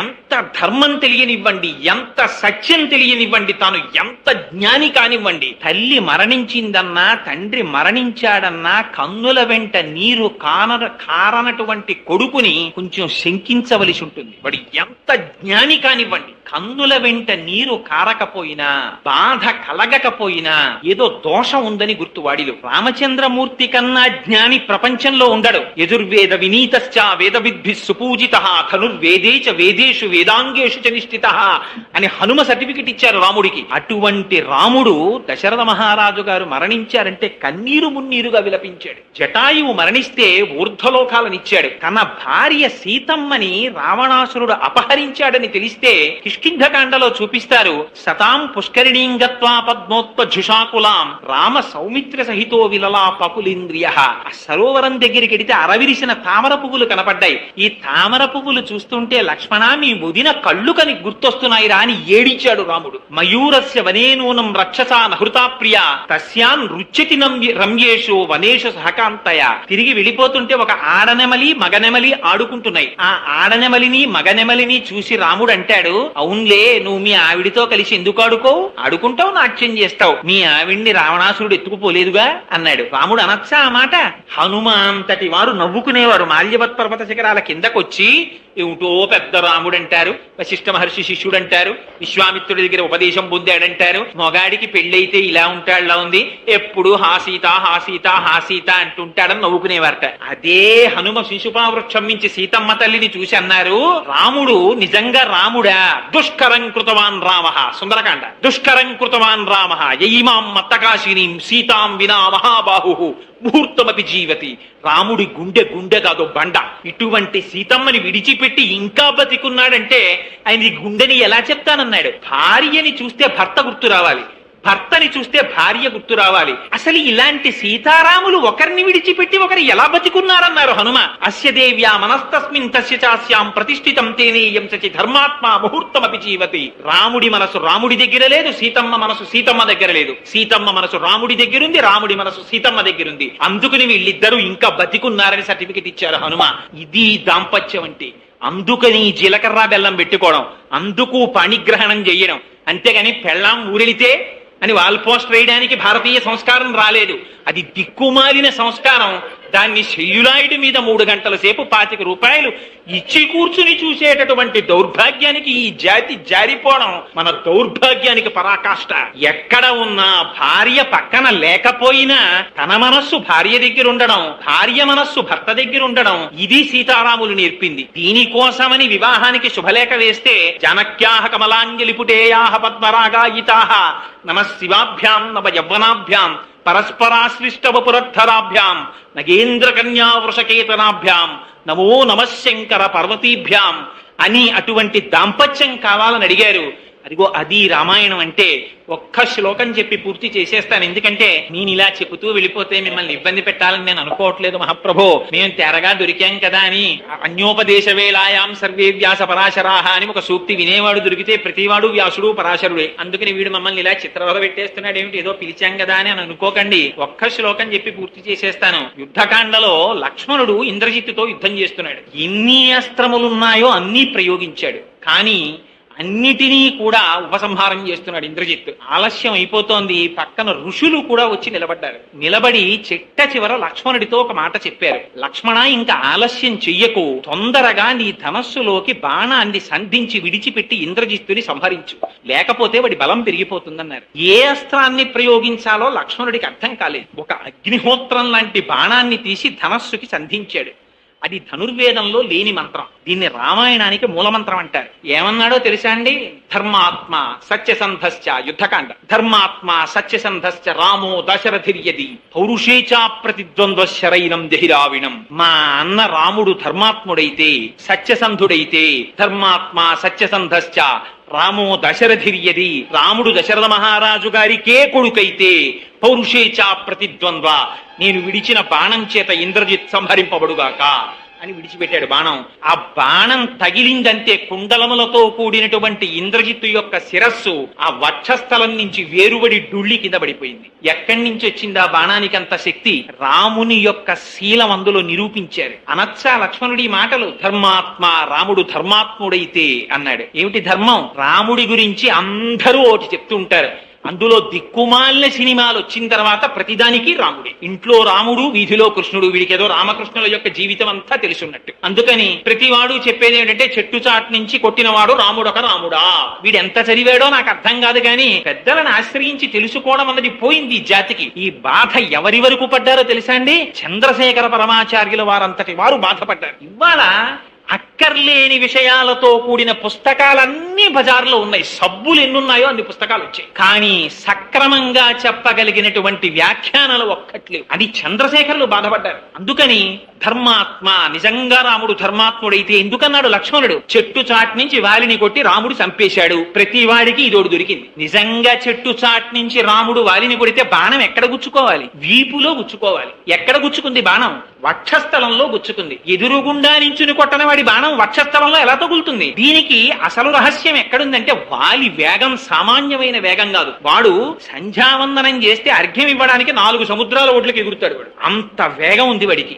ఆ వేగానికన్నా కూడా ఎక్కువ వేగం కలిగిన బాణం వెయ్యగలిగిన సమర్థత రాముడికి ఉందో లేదో చూశాడు సుగ్రీవుడు. అందుకని రాముడు కనపడగానే నేను చంపేస్తాను మీ అన్నయ్యని అన్నాడు. అలా అంటే నమ్మలా సుగ్రీవుడు. ఏమిటో నువ్వు అలా చెప్పేస్తున్నావు, కానీ మా అన్నయ్య దుందుబిని చంపేశాడు, అదే ఈ కళేబరం, దీన్ని చిమ్ము చూస్తానన్నాడు. కాలి బొటన వేలతో ఎత్తి విసిరాడు రాముడు. అయినా నమ్మలేదు. అది అప్పుడు చంపినప్పుడు రక్తమాంసాలతో ఉంది, ఇప్పుడు ఎండిపోయింది, దీన్ని చిమ్మావనుకో, కానీ ఎండిపోయింది, లెస్ వెయిట్ కదా, విసిరేశావు. ఇంకొక పరీక్ష, మా అన్నయ్య ఏం చేస్తాడంటే ఈ సాల వృక్షాన్ని ఇలా అంటాడు, ఆకులు రాలుతాయి, అది చూశావా అన్నాడు. అంటే రాముడు అన్నాడు, అదే కదా నీ బెంగ, చూడని ఓ బాణం తీసి కొట్టాడు. 7 సాల వృక్షాలని ఛేదించి పాతాళ లోకానికి వెళ్ళి పైకొచ్చి మళ్ళీ లిప్త కాలంలో ఆ తుణీరంలోకి వెళ్ళిపోయింది బాణం. ఇవన్నీ చేశాక నమ్మాడు. ఏమిటి? సుగ్రీవుని నమ్మించడానికి రాముడు ఇంత రిహార్సల్ పాపం. ఇప్పుడు నువ్వు కొట్టచ్చు రా అన్నాడు. అని వెడితే వాలి వేగం కన్నా రామబాణపు వేగం ఎక్కువ. ఆ రామబాణ వేగాన్ని వాలి చూడలేదు, వచ్చేసి నాటేసింది వక్షస్థలంలో. అందుకని రాముడు ధర్మం తప్పలేదు, చూపించింది యుద్ధకాండలో. ధర్మాత్మ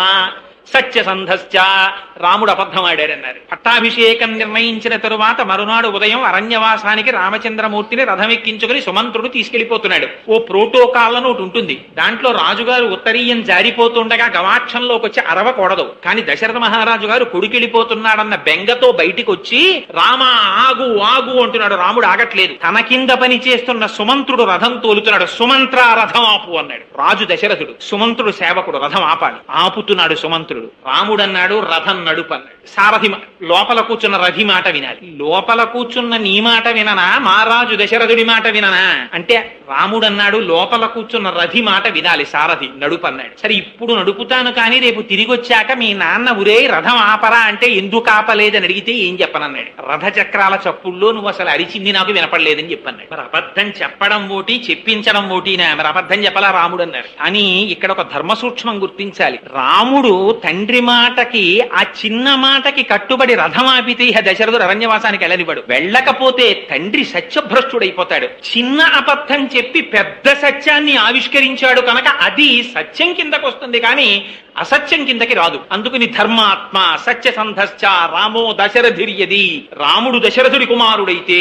ఎందుకు ఈ అనుమానం? చాలా మందికి ఒక అనుమానం ఏమిటంటే, పాయస పాత్ర పట్టుకొచ్చారు, పాయసం తింటే పిల్లలు పుట్టారు కానీ దశరథ మహారాజు గారికి పుట్టారా, అందుకని ఆయన దశరథ మహారాజు గారి కొడుక్కాడు అని ఒక కొత్త వాదం. బాణం. కానీ పాపం శ్రీ మహావిష్ణువు ప్రతిజ్ఞ చేశారు, పితరం రోచయామాస దదాద శరదం నృపం అని బాలకాండలో. దశరథ మహారాజు గారికి కొడుకుగా కావాలని నేను వస్తున్నానన్నారు. అందుకని ఆయన దాశరథియే అని నిరూపించింది ఆ బాణం. అందుకనది మూలమంత్రమైంది. రాముని యొక్క ప్రతిజ్ఞ, రాముని యొక్క ధర్మం అంటే ఎలా ఉంటుందో తెలుసా అండి? సముద్రపుటొడ్డున కూర్చునుండగా విభీషణుడు వచ్చాడు, ఆకాశంలో నిలబడ్డాడు. శరణాగతి చేస్తున్నాను, నన్ను తీసుకోమన్నాడు. అంటే వానరులు, హనుమంతుడు, సుగ్రీవుడు అందరూ అన్నారు, వద్దు, శత్రుపక్షంలో వాడు, రావణాసురుడి తమ్ముడు, ఆయనకి శరణాగతి ఇవ్వకండి అన్నాడు. రాముడు అన్ని విని చిట్ట చివరికి అన్నాడు, మీకు ఓ చిన్న కథ చెప్తాను వినండి. పూర్వకాలంలో ఒక చెట్టు మీద 2 పక్షులు ఉండేవి. ఆ 2 పక్షులు కలిసి కిచకిచలాడుతూ సంతోషంగా ఉన్న సమయంలో ఒక బోయవాడ చెట్టు కిందకు వచ్చాడు. ఒక బాణం పెట్టి ఆడపక్షిని కొట్టాడు. ఆడపక్షి కింద పడింది. మగపక్షి చూస్తూ ఉండగా ఆ ఆడపక్షి యొక్క పీక నులిమేశాడు. ఆడపక్షి మరణించింది. దాన్ని తన బుట్టలో వేసుకుని పట్టుకుపోయాడు. కాల్చుకు తినేశాడు. దీన్ని మగపక్షి చూసింది. ఏడుస్తూ పైన గిరికీలు కొట్టింది. మళ్లీ వెళ్లి చెట్టు మీద వాలింది. కొంతకాలం అయిన తరువాత ఇదే బోయవాడు ఆకలితో అలమటిస్తూ అడవికి వచ్చాడు. పోరున వాన కురిసింది. ఒక చెట్టు మీద కూర్చున్నాడు. చీకటి పడిపోతోంది. స్పృహ తప్పిపోతోంది. ఆకలి. నడవలేక నడుస్తూ ఈ మగపక్షి ఉన్న చెట్టు దగ్గరికి వచ్చాడు.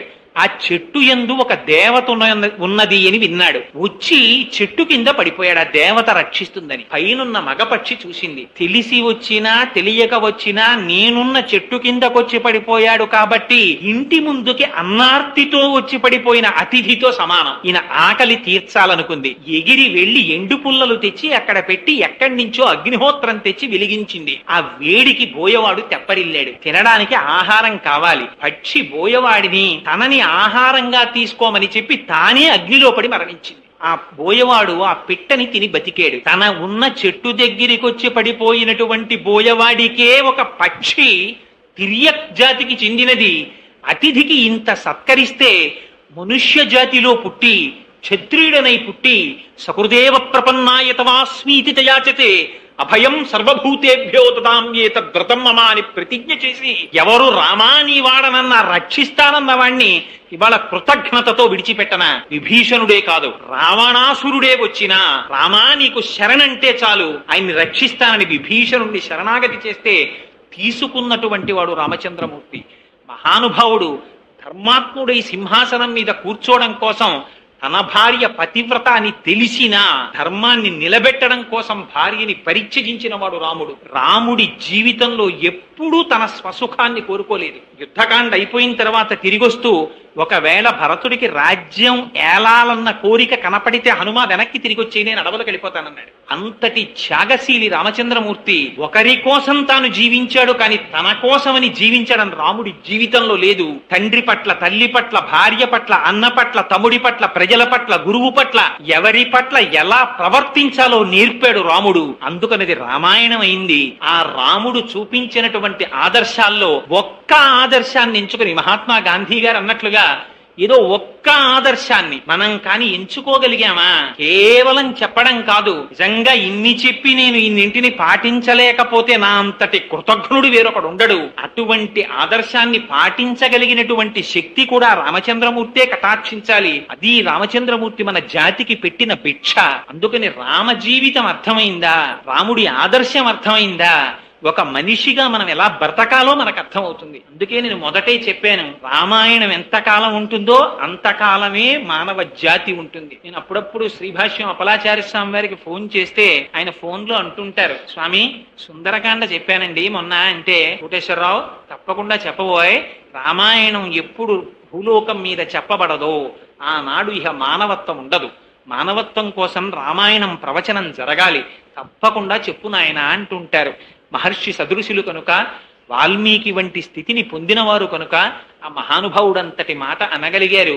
ఇంత పరమ పవిత్రమైనటువంటి వసంత నవరాత్రులలో నాకు చెప్పగలిగిన సమర్థత ఉన్నా లేకపోయినా రామాయణం మీద, రామచంద్రమూర్తి ఆదర్శముల మీద వీడి చేత 4 మాటలు పలికించి వీడి పాపములను దగ్ధము చెయ్యాలనేటటువంటి పవిత్ర సంకల్పంతో నన్నిక్కడ ఇన్స్ట్రుమెంట్ గా కూర్చోపెట్టి రామాయణాన్ని చెప్పించినటువంటి పెద్దల యొక్క ఆదేశంలో ఉన్న రామచంద్రమూర్తి ఆదేశాన్ని స్మరిస్తూ అటువంటి అద్భుతమైన అవకాశాన్ని నాకు ఇచ్చినందుకు మీ అందరికీ నా ధన్యవాదాలు.